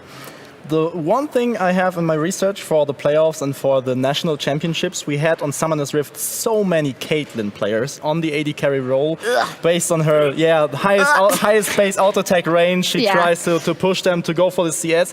Why not on Aram? I wonder if it's because of the map change. There was no Ring of Fire there. It was literally just 100 CS, tower or kill. That's it. There's no Ring of Fire, there's no timer, there's no base. Caitlyn can keep you in lane. If you can't buy items against the AD carry Caitlyn, then she's just going to win, right? Because what makes the Bruiser strong is they're just too tanky for the AD carry to kill. They get a shield bow, a gore drinker. It's too hard. But on this map where you can base, you can take your time. The towers have plates. There's a ring. It's very hard for the AD carries to take over. But we have seen Tristana's, we've seen Caitlyn bans, we've seen Kalista bans, we've seen Action bans. So we might see them. Yeah, we might indeed. And when I said about Caitlyn, it's just about, it can be boring in 1v1, but we stand her. She was cool in Arcane. In Arcane, so just to make sure. Let's take a look at our next matchups. As said, our final best of 3 before we head into the elimination games and watch the best of 5s. We are going to watch Dark Wings versus Hikaru, which is Romania versus the USA, if I am not mistaken. And then we got Vigo Mopsetup versus Warmboy in Group C. He's been crushing it, so we'll definitely see that one. And Arnaud and Potatis, who are the top performance so well this far in Group A, so perhaps they are battling it out for the #1 spot. Yeah, they are fighting for these spots to get soon and to get to the next day, because we have the elimination round first onto our hands, and this is very, very important because this is the last match for today, and then they have one day or one night to rest, to rely on that what happened, and maybe build some new tactics for tomorrow, but you have to survive first day. That's the thing. What do you prepare for the next day? You can't talk to your team, you can't really review too much other than the 1v1 itself, but 1v1s are mechanical misplays. Team games, you can look at macro and be like, we should have done this, should have done that. The only thing you can really say in 1v1s is, I shouldn't have taken the fight. I shouldn't have stepped up and taken that trade. Yada, yada, yada, right? So you think of like Beth Harmon in the Queen's Gambit, where you're just projecting everything in your head, like, what should I pick? Where should I pick it? How can I shut down a champion pool? Look through his OPGGs. That's the only real prep you can do. It's very, I think Tarkema said it coming into the day, it's all about preparation. It's the most important thing. That's what they're going to focus on. Yeah, you're right. And you have to keep a head cool in the moments where it matters most on Howling Abyss. Let's meet Dark Wings for our next match. My League of Legends name is Dark Wings. I'm 21 years old and I'm from the United States. I think my biggest strength is like understanding how champions work against each other, and my weakness is probably just the small details sometimes. The biggest difference for me is like how much communication you have in the 5v5, but in 1v1 you just have to focus on yourself. A job interview, is it? Like, what's your weaknesses? What are your strengths? Yeah. And also it's talking, like you said, there's no communication to players, but you can talk to yourself, right? You That's can talk maybe dangerous. You can talk to yourself in a good way, in a bad way. You can get in your own head. You can actually push yourself forwards, being down like one game, right? It's a best of 3. How is your mindset after losing a game? How is your mindset at being against match points, right? So it's all a mental game with yourself and kind of bigging yourself up a bit. It is. You can really go full focus. You don't have to look at the minimap. You don't have to look about rotations, about the jungler, about anything. Junglers. Hate those guys. Okay, next up, let's take a look at his opponent, which is Hikaru.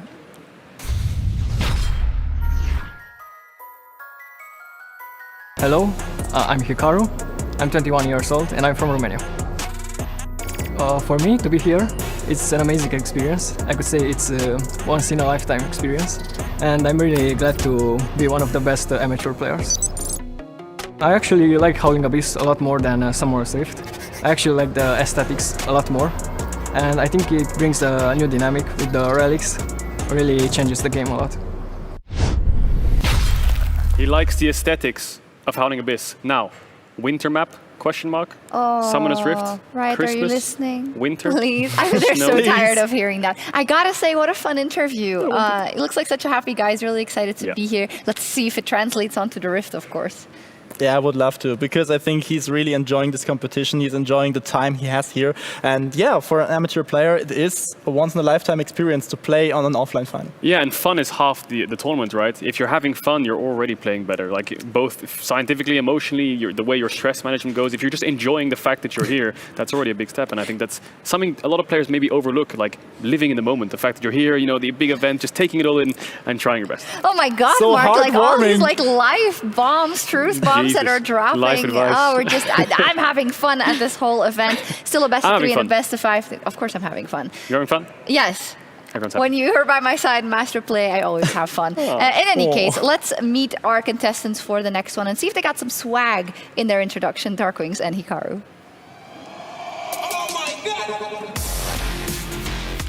Good soundtrack.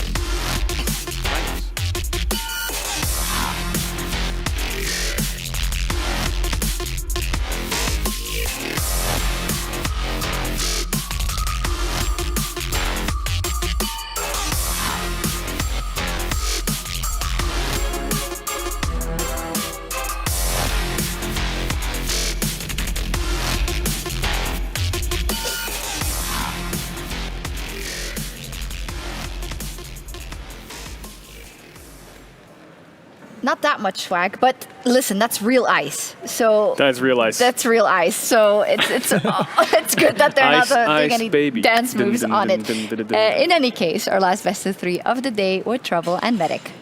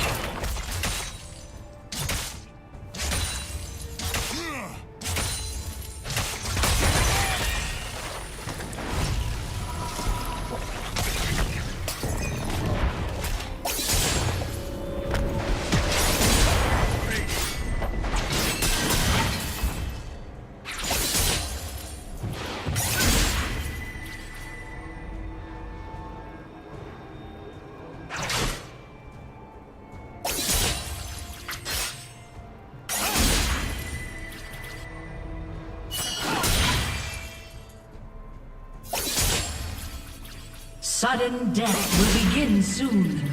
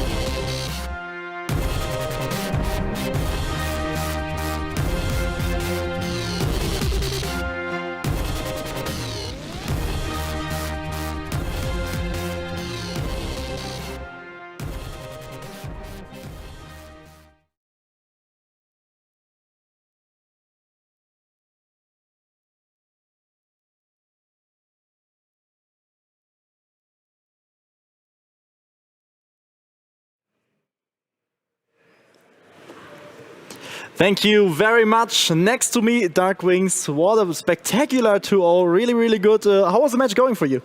I think it was going pretty well, although a lot of times it was kind of scary because it was so close.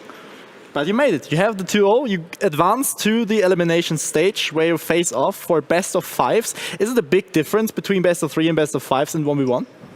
Definitely. There's a lot more picks that can come up in a best of 5.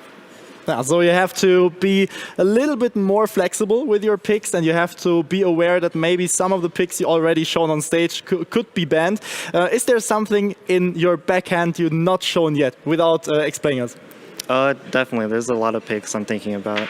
I'm so ready for it, and I'm really excited about it. Focusing more on the event, have you ever been to Germany before? I've never been to Germany, actually. It's How really is it? nice. Yeah, it's really nice? nice here, yeah. Do you like the event so far? Yeah, it's been a lot of fun meeting all these other Red Bull solo queue players. It's been a blast. Yeah, thank you very much for your words, and yeah, applause for him. You are in our next round. GG well played, and yeah, we'll see you in the future. Thank you. Thank you very much, and yeah, let's get back to our casters, wrap it up for another match.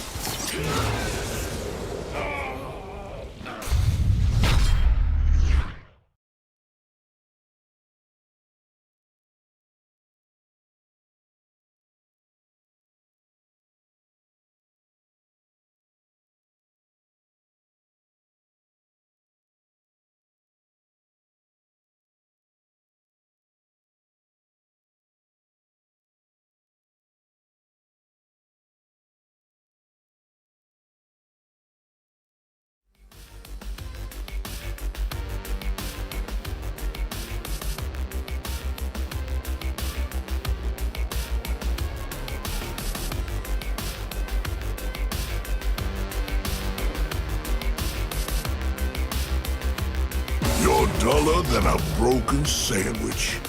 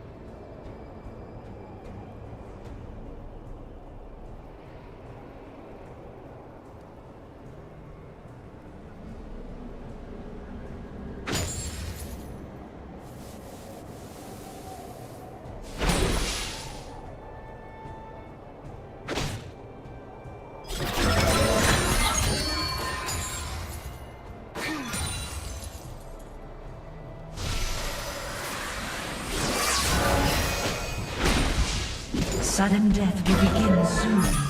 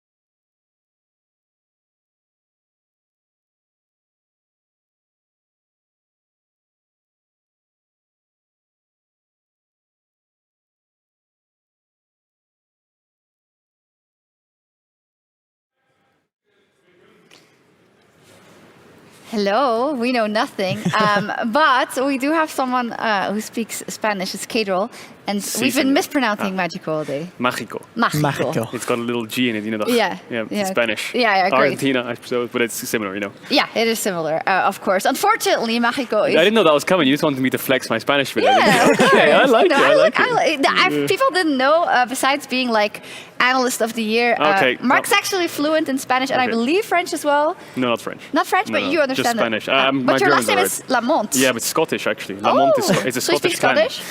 Gaelic. Gaelic? That's what it's called. A little bit. I can say it's a broerbrich munich nichtenich. That means it's a nice night tonight. Oh, wow. That's the only, almost that's the like a only tongue line that my twister. grandma taught me. Ah, cool. It's almost a tongue twister. Yeah. Yeah. Regardless, though, There it of is. you know, the superstar that is Mark, let's talk about the best of fives we saw, or the best of threes we saw, rather, and the fact that Mágico is now out. Didn't manage to win a single game, which is super unfortunate. However, we saw some great action so far, especially in this last one. Avex, is this something that you can see viable in a different setting? It was really interesting to see. We can look at the replay with the dive-ins. Jax is a very viable 1v1 player. Biggest problem there was Mágico's ult went wide, so when the Ring of Death comes in and you're committing to a full in against the Jax, you're going to lose out on the fight. Interestingly, he has Liandry, so he has a full mythic, but lost out in the end with the Jax jumping back in here. And the thing is, Vex is very good into dashing champions. Yasuo, Jax, Camille, these champs that dash in, you can instantly land the fear and disengage with poke. That's the idea. But when you're forced into the all-in, you don't have the ultimate, that's a game changer. If that hit, you would have won.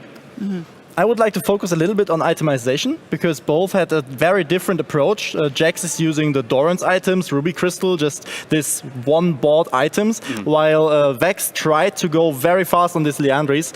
Is there a possibility to go for a full item on Jax?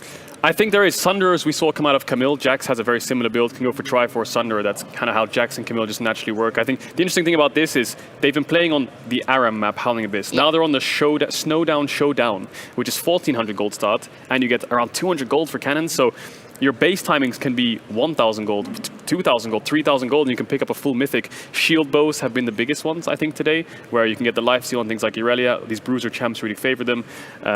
But I think there's normally, when it comes to these 1v1s, you can go for like Serrated Dirks, 4 long swords and a Doran's blade, and you're all in early game.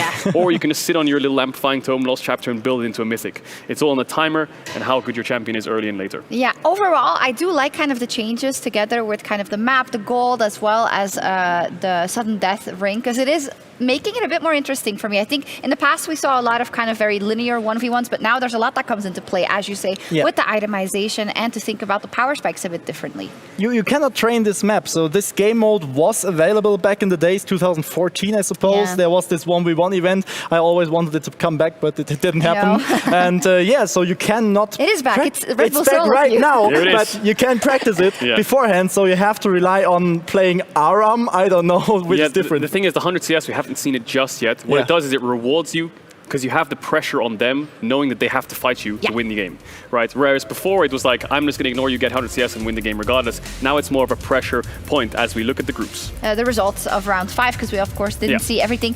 Let me see if Patatis, my favorite player ever, was able to win versus Arno, because it looks like potato. It's probably not what it means. I'm going to go ask. Maybe it's something like super bad in Swedish, and I'm just like saying it every time. Hikaru's name, Hikaru Nakamura, famous chess player. Maybe a little bit of inspiration there. Maybe he's a chess player. Yeah, maybe he's a chess player himself as well. Hikaru, Bond, 007. Yes, Antonio a lot of Bond, references here. Indeed, for sure. So there are all our Viggo Mopsen, miracle run. He made it. Miracle run. Viggo Mopsen, the platinum player. Oh yeah, he won out quite a lot of them. I think that's not the only one he won. He won 2-1 earlier today as well. This guy is smurfing it. It's unbelievable. Top laner, a lot of top laners. It's perfect because I saw a thread on Reddit just today, and it said it's not because a player is a higher rank than you, then he or she's better. Viggo Mopsen is the people's champion of Red Bull Solo queue so far. Rank does not matter. No, but I also think it's something beautiful specifically about this competition. It says like we saw the LFL or the second division LFL players getting knocked out. You know, it's... And that's a very interesting take because if you think about a player, how do you climb in solo queue? Do you climb in solo queue by being consistent, mentally strong? Do you climb in solo queue by being the mechanical god, by having pings for your team and communicating and being the macro guy, you know? So you could not be high in solo queue because you're very good individually, but you lack a lot of team play and you don't really know what to do out of lane phase and you don't really know where to go. But if you have that one skill trait, your elo is kind of irrelevant if that's what your strength is. That's why top laners are always superior in 1v1. It's always 1v1. The second the jungle comes, open. Yeah, let's take a look at the results so far before we head into the elimination game. Meaning that whoever is under the red line is outie. Lingui is not going to be there, as we already said, which is unfortunate for him. But as said, this Group A was super stacked coming in, right? Definitely. They were very, very good coming ups, and Arno really did well. I'm really surprised by his second match where he could pull off the big win, and I'm really ready for the elimination matches. Me too. Let's take a look at Group B and who didn't end up making it. Let's see if Rune ended up smurfing it through. Oh, he's in Group C actually. So let's see. Oh no, Antonio Bond, the great name, did not make it. It's unfortunate. the head-to-head. Yeah, Hikaru and Bond. We do see that Darkwings in the end and Arnax are undefeated. No, sorry, only have one loss so far. America has 2 people going through to the elimination round, and they won't be up against each other, so that's really great. Perhaps we can also see 2 of them in the final round, because Bradley came into the day saying that would definitely happen. And Viggo Mopsen! He made it 4-0! 4-0! You, as a fellow platinum smurf. Justice to all the platinum players and the people who call us piss low. Justice to all of us. This is so great. Maybe I'm just playing the wrong champion, you know, because no one's picked arena. Maybe that's the problem. Yeah, maybe that's the problem. I don't know what like the setup is, but I know that we're gonna get one of the players as a guest here at the end of the day. I want to put in a request for Viggo Mopsen. Get him here. I do. And then Greece reigns supreme in Group Huge B. champion pool. He said it. We have a whole ocean around Greece. I think he's drained a lot of his inspiration from that. Huge champion pool as well. There you go. Big pool, big sea, big ocean. We got it all. Yes, exactly. I talked to Godbro a little bit and I was like, what happened, man? He's like, oh, it was not my day. I couldn't make it happen. But he said tomorrow I'm going to be stronger. Or not tomorrow, in the elimination round I'm going to be stronger. I actually said tomorrow and he was like, no, it's no, actually... I have to win once here. Do you not know your own format? He's only have to win 1 best of 5 in the whole day. I think he's getting ready right now, actually. So that's very exciting. Let's take a look at the matchups then for our elimination rounds. Let's go. All right. Ooh, Patatis versus Rune. That's going to be a difficult one for Brother of Evil. And Godbro versus Darkwings. Oh no. I mean, as said, if you end up at the bottom of your group, obviously you're going to go up against the best of the other groups. Viggo Mopsen against Hamboli. I think it's winnable for our Smurf. It definitely is. And Hikaru is going up versus You Mad Bro. I still don't have it because it has to sound like You Mad Bro. But you merc, bro. You merc, bro. You merc, bro.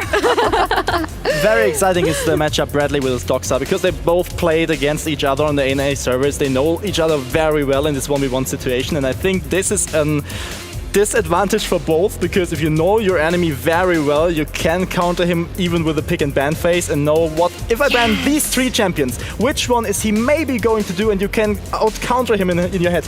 I feel like this makes it even more difficult. Yeah. Because it's like, okay. He's a Camille main. Alban, Tamkens, Mundo, and Irelia. He's bound to pick Camille, right? And then you slam him with the counter kick because you've prepared it. But if you ban all his main champs and he's like, haha, I'll bring out my full armor pen Soraka. What are you gonna do then? The legendary SKT EDG match where Faker was baited to play his undefeated LeBlanc and everything was set. Yeah, he was absolutely snapped. And also, what is cool though is that because they know each other and because they've played each other, that usually does produce the highest possible level of match, right? Yeah. Hopefully. I don't think that's the one we're going to see. As far as I can see, we'll see Godbro versus Darkwings on the stage, and that is also correct. So let's talk a little bit about that one, because Godbro's coming in as a huge underdog. We've seen a couple of things, of course, a top lane pool mainly, but now you're up against it and you're best of 5. How does your approach change?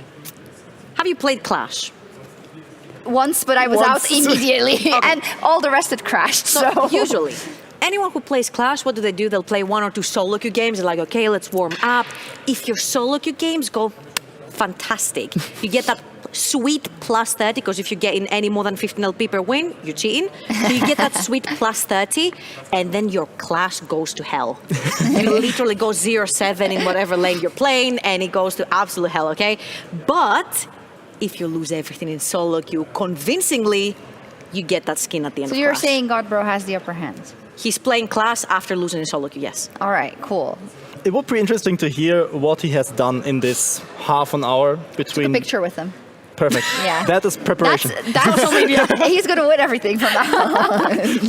I have a picture with Sjokz. I will destroy them now. Yeah, maybe. We'll see. But let's hear a little bit about Godbro himself.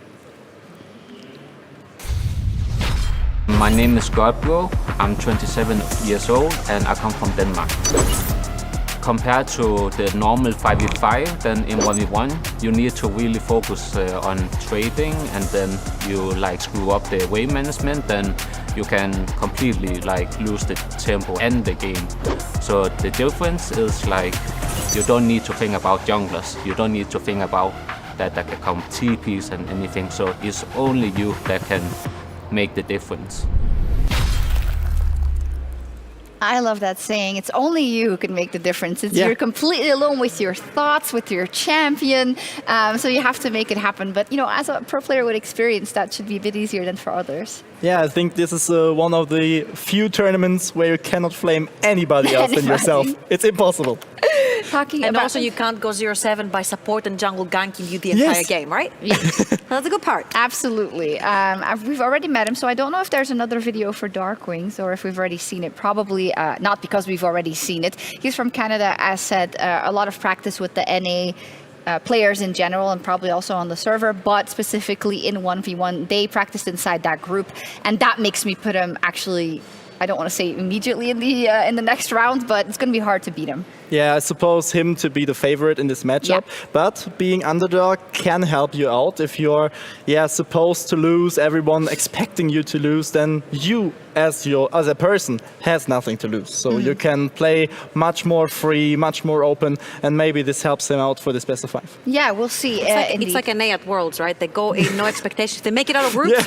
Wow, really crazy. Amazing. Participation trophy, indeed. We can't flame them this year. They knocked out. They were good, I mean, NA is doing pretty good in this tournament. True, doing great indeed. Maybe this is where the future lies, just in the 1v1s, not something else. But only 8 players. We continue on to tomorrow. There we have the grand final of the World Finals of this year of Red Bull Solo Queue 2021. We'll have a ton of best of 5s and also a best of 7 to crown the champion. And again, to reiterate what we talked about at the top of the day, Master Play, first up, to make it here, you got to go first up through your country qualifiers and your Yes. country playoffs and the regional qualifiers as well. And then now here you got to play all day. So everyone who made it to the next stage already, congratulations. Everyone who's knocked out also already, Yeah, of course. congratulations. Yeah, these 19 people are the best of the best in their respective country. And there were some international qualifiers for regions and countries who have not the player base for his own qualifier. So everybody could qualify.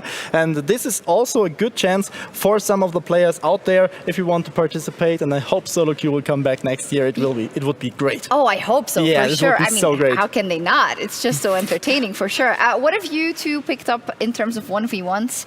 And are you sad that there still not has been a Katarina yet? Okay, I'm a little bit... Okay. I mean, it's trash. You said it yourself. Listen. Darkwings cannot do this to me, okay? Because he flashes the Katarina and then he installs Yone. Like, this is... No. No. You can't show Katarina and then either pick Yone, Aurelia, or Yasuo. That is blasphemy, Yeah. okay? Because they smack her, all three of them. Yeah. I am sad that I haven't seen Katarina, but I understand that she's really, really bad into every matchup. Like, she thrives in Yeah. team fights, cool. When she's back up, it's really bad in the 1v1. And so far, I've seen that tanks are prioritized a lot. I was Yeah. thinking I'm going to see Bruiser, AD Assassin, but I think tanks have been more prominent than fighters or assassins. Yeah, for sure. I also think, we've seen one Tam Kench, I think, at the top of the day. Banned. So annoying to play against as well, rightfully banned. We get into the best of 5, so I think we're going to see the players perhaps take a bit more risks here and there. Maybe try and play their favorite if it's not banned out, because you can go 1-0 down. It doesn't really matter. I mean, it does matter, but does, yeah. in the scope of things, Yeah.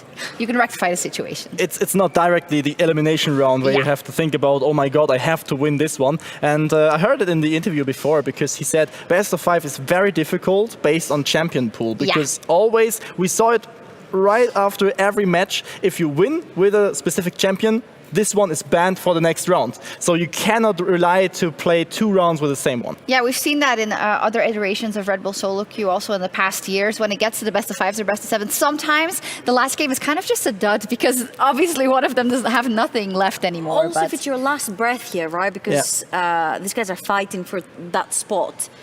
You have to pull out your pocket pick. Yeah. Like, if it's 2-2 and it's the last game and everything is banned, you have to pull out your pocket pick, which means tomorrow you won't have that pocket pick. True. Everything is on the line here. We're going to dive into our elimination games, and on stage we have Darkwings and Godbro.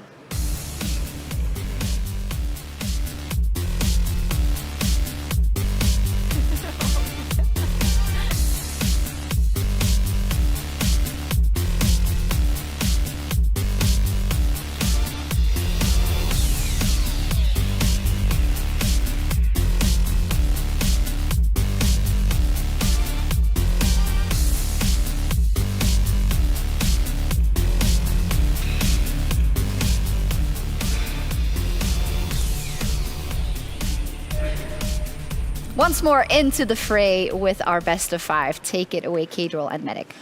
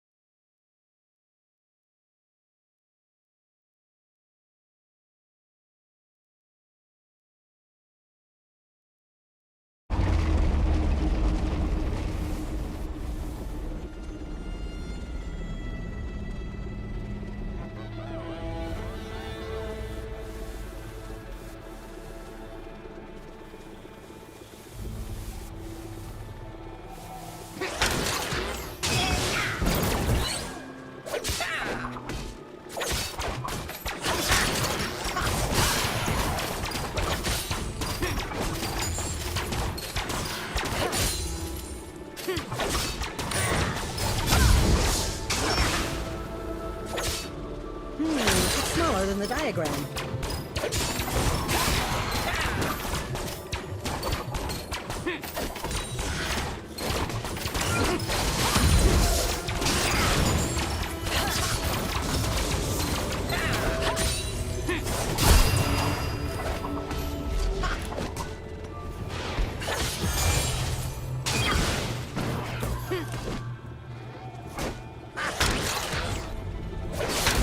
Ah, the sweet smell of science.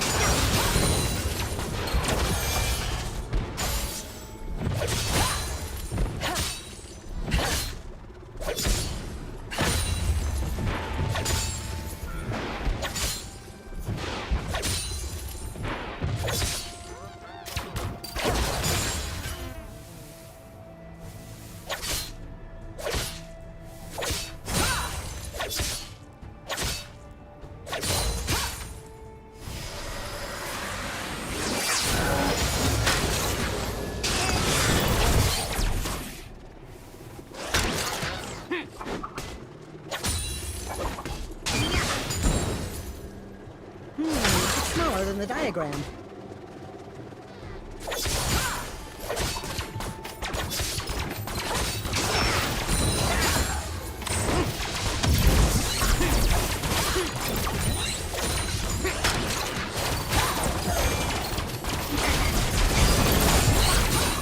Sudden death will begin soon. Ah, the sweet smell of science.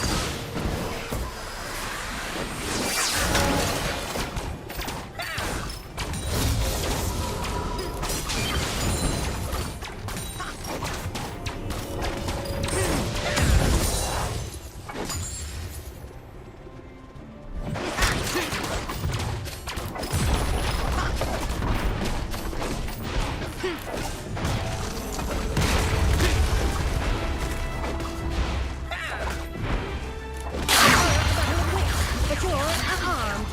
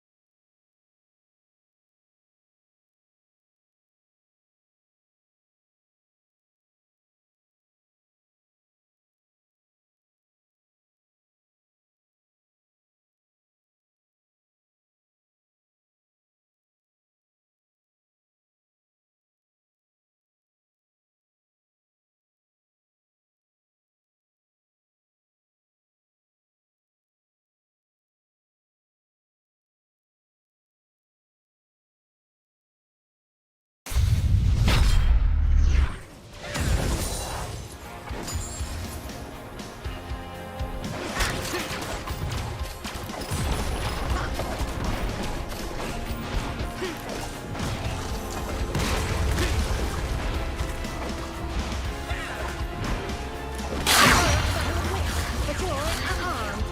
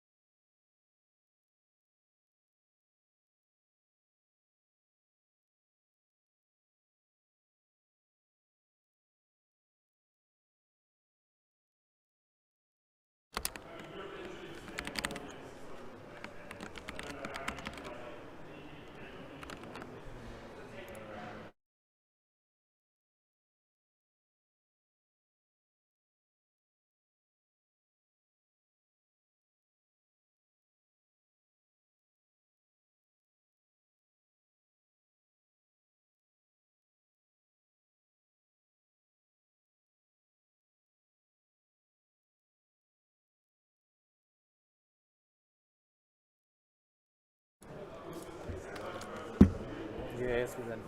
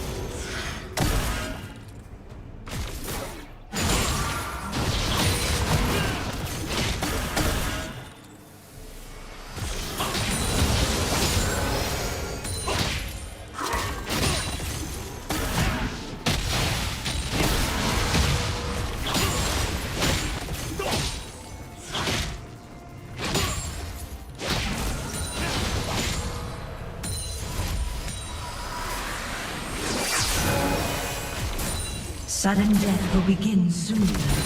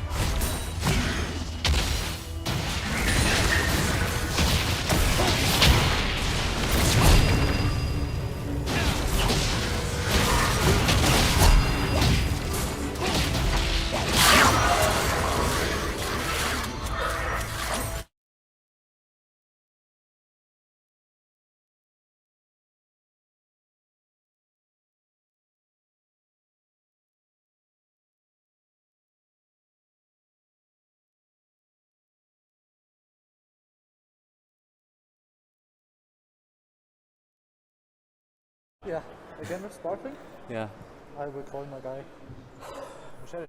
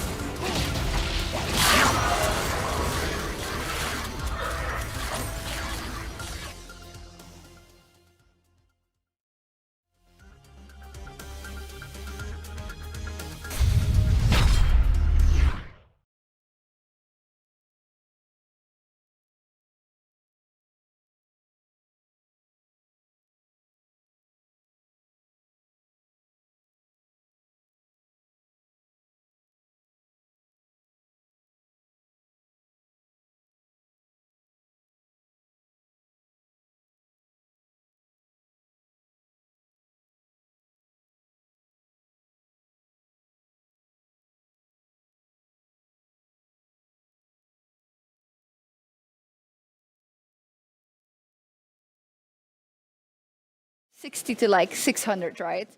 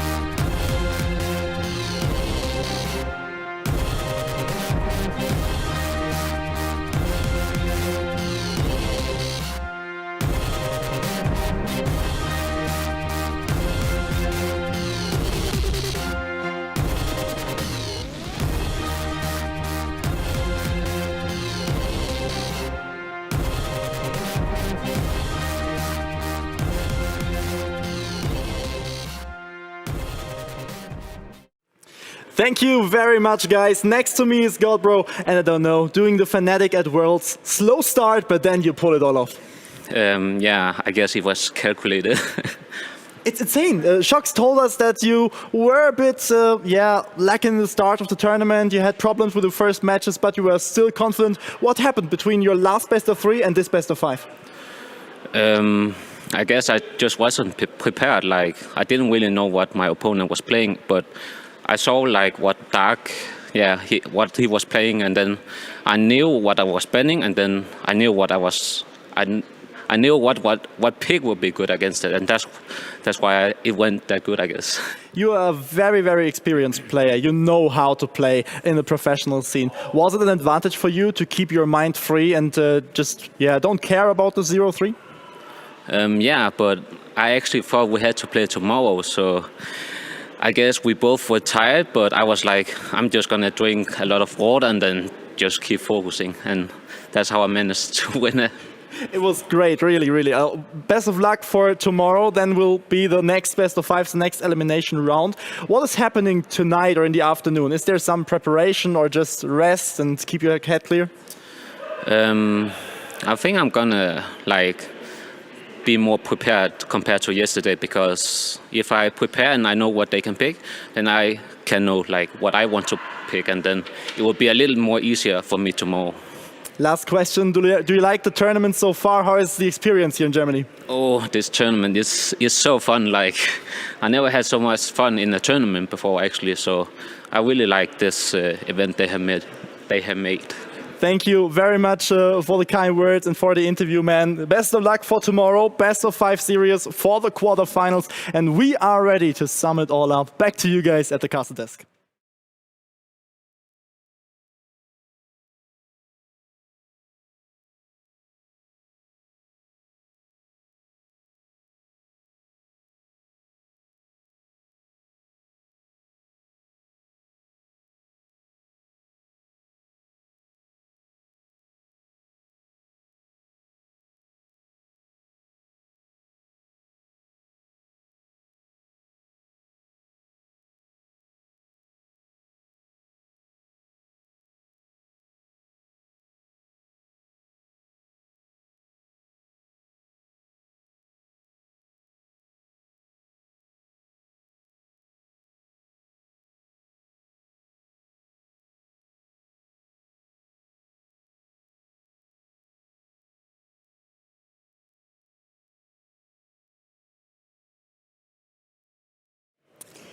Thank you so much. We are coming back to you, I believe, for the summary, or maybe we're going to cover it, I don't know, because this was extremely fast and much faster than anticipated with the 3-0, especially for Godbro. I know you just did the interview, but I know you were talking to me privately about Dark Wings and how good he was, and then in playoffs and whatnot. This is so crazy. I'm really surprised, and it's cool to see what a pro player relies on. Preparation. Know what is your opponent doing, and the first 3 games he said he was not prepared. He was not knowing whether to pick or whether to expect from his opponent, and here was it clear, because Dark Wings showed some champions already in the qualifier. Yeah, it looked like the best of 5 or the three games here. It was a bit too fast for Dark Wings. He drafted himself into a little bit of a hole every time, it looked like. I know that obviously it's blind, but I felt like even when he was in a disadvantage in a matchup, he would find the opening, he would find that micro play that would put him ahead.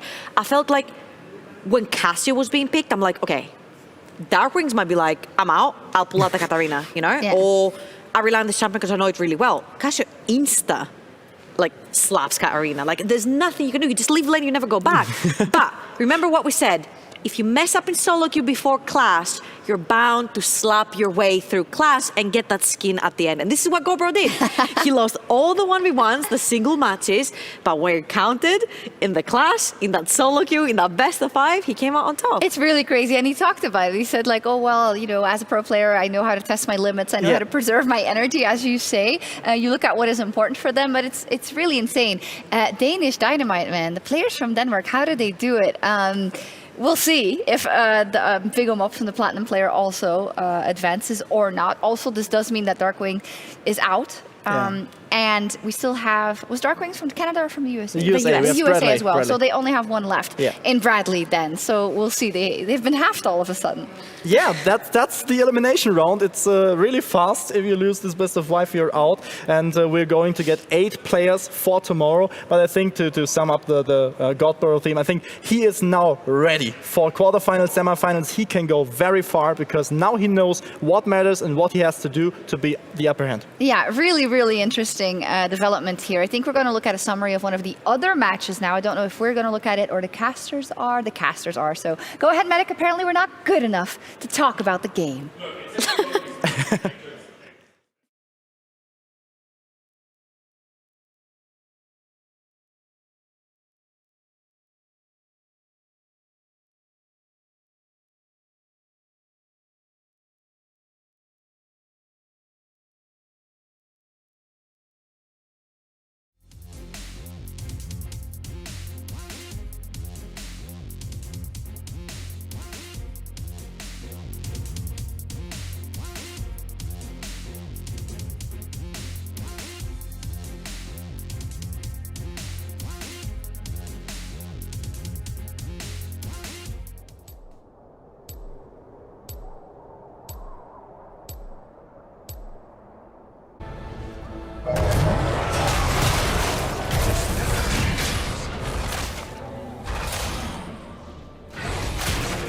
Profane sacrament.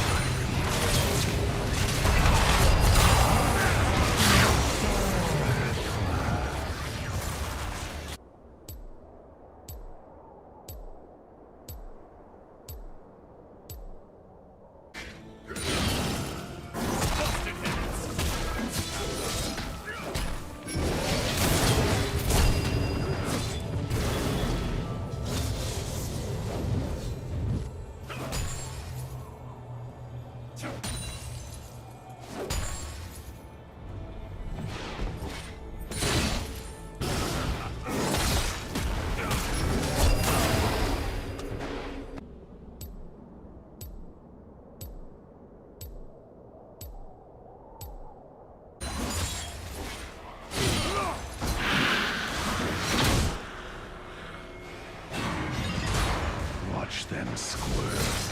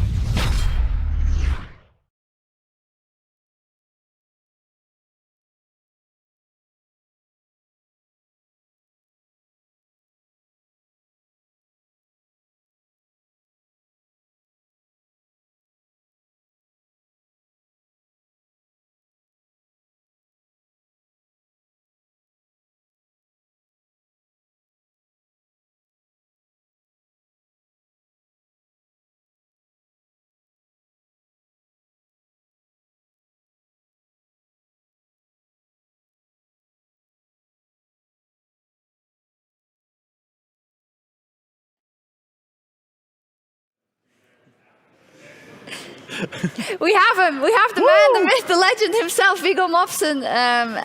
Wow. I mean, listen. I'm such a big fan of you, dude. Coming in here, smurfing as platinum on everyone. How did you do it? I think I don't play solo queue really, so I'm probably a bit better than my rank, and I also did a lot of preparation coming in here, so I was pretty prepared for anything people could throw my way. What is that then? Is that then the OPGGs and especially the counter picks, or what is it? No, it's mostly just the way the map is, so the amount of gold you get, how many Cs can you manage to get in 7 minutes, and prepping like what items would I build into different matchups, what champion picks could I use. I haven't really prepared like any of the opponents. I don't know what any of them play. I've just prepared, what I play. You can't see it anyway, what they pick in the end. Exactly. So anyways, you also had a question, I think. Yeah, about, there's one big thing we had in the qualifiers, and back in the days it was Z with S. So this champion was played so much, or permabanned, and now today we saw him once or twice. Why is it? I think maybe the qualifier also has this amount of gold, but I think the prevalence of good armor items, especially like early game armor items, makes it really hard for Zed to beat somebody at the fire circle. So the thing is, if you're against 200 armor target as Zed, you don't do damage. Yeah. You only have the true damage with W. Like you could even take cleanse against him to counter that, and you just stomp him. So I lost against Zed today in an embarrassing way. Yeah. If I don't fight level 1, if I chill, if I get to late game, I win this matchup. Okay. So should have been a 3-0, but that's what's happened, It was funny to see regardless, but still very impressive so far. That's the only game you dropped, in fact, all day. That's crazy.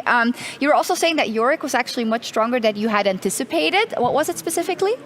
I think specifically the maiden HP. I thought it would be easier to like focus down the maiden right before fire circle, because as far as I know, it only goes on cooldown after killing the maiden. Yeah. So killing it right before fire circle spawns would mean that he wouldn't have ult for that, and he would just lose the fight. But when I suddenly see 2.5k health maiden walking towards me, and I'm like, shit. Oh no. Let's run. Yeah. Yeah. You dropped the first S-bomb. Oh yeah, It's fine. Just don't say it again. Yeah, I think we get one per day, maybe. But and the one worst F. thing is, I even asked producers like yesterday, "Oh, are we allowed to swear?" Like, "Oh no, you can't swear at all." I'm like, "Okay, I'll make sure." It's fine. Secretly, it's like only once or twice, I think. Okay, Don't say it again, though. So this is I got the one Yes. S-bomb for the broadcast. But you also deserved it for how you did so far. I think that's really nice. Also, like, you're just great at talking about the game. You should join the desk sometimes or something. I'd love to. It's really great, yeah. Good stuff. You gotta have something to do after a tournament like this, Yeah, so tell us then, what is it about Denmark? Because like some of our best pro players ever come from Denmark. Continuously, you and Godbro make it to the next round. I don't know. Good internet infrastructure and great social programs. That's probably my best idea.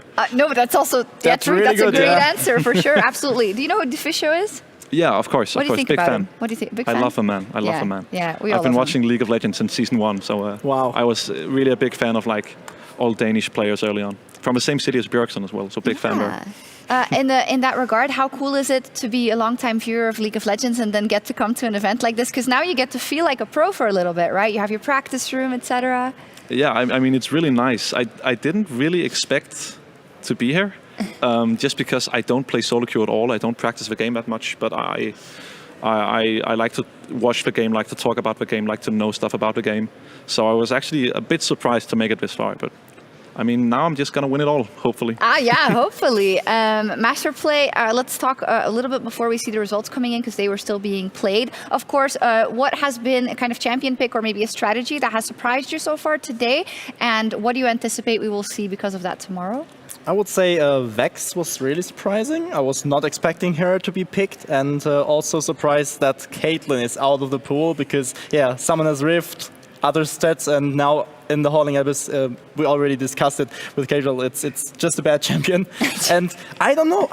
I think I am right. No one finished with 100 CS. We had a tower once and First Bloods. Yeah, we had one tower and First Bloods, but nothing about CS. We have had 2 players now finish with 100 CS just now while playing these. Okay, nice. You have the inside scoop. Well, Perfect. Let's take a look at the results, because then maybe you can tell us who it was. Patatis made it over Rune, though. Oh, That's sad. Too bad for our German boy. He's now a sad boy. But Patatis made it. Arnax made it over Shakara. Darkwings, of course, out versus Godbro. Hulk Smash redeemed himself. Yes. That is great for him, of course. Vigo Mobson, of course, made it. Doxa, Murdbro, and Arnaud against Moronboy. Both USA players are out of the tournament. Crazy. Darkwings and Bradley, and I saw them coming so far. They were so great in their respective regions. That's crazy, right? Yeah, I actually think the person who I was most afraid of was Warmboy in my group, and he's already out. I'm really surprised.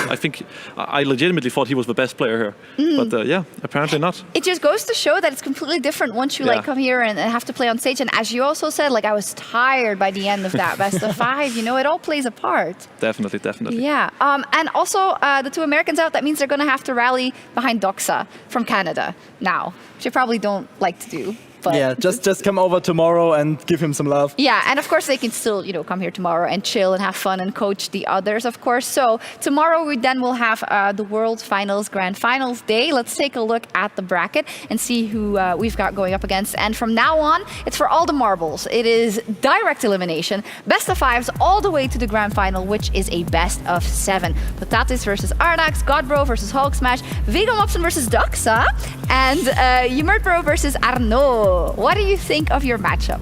I'm really looking forward to it. I think he brought out some picks that I wasn't really prepared for.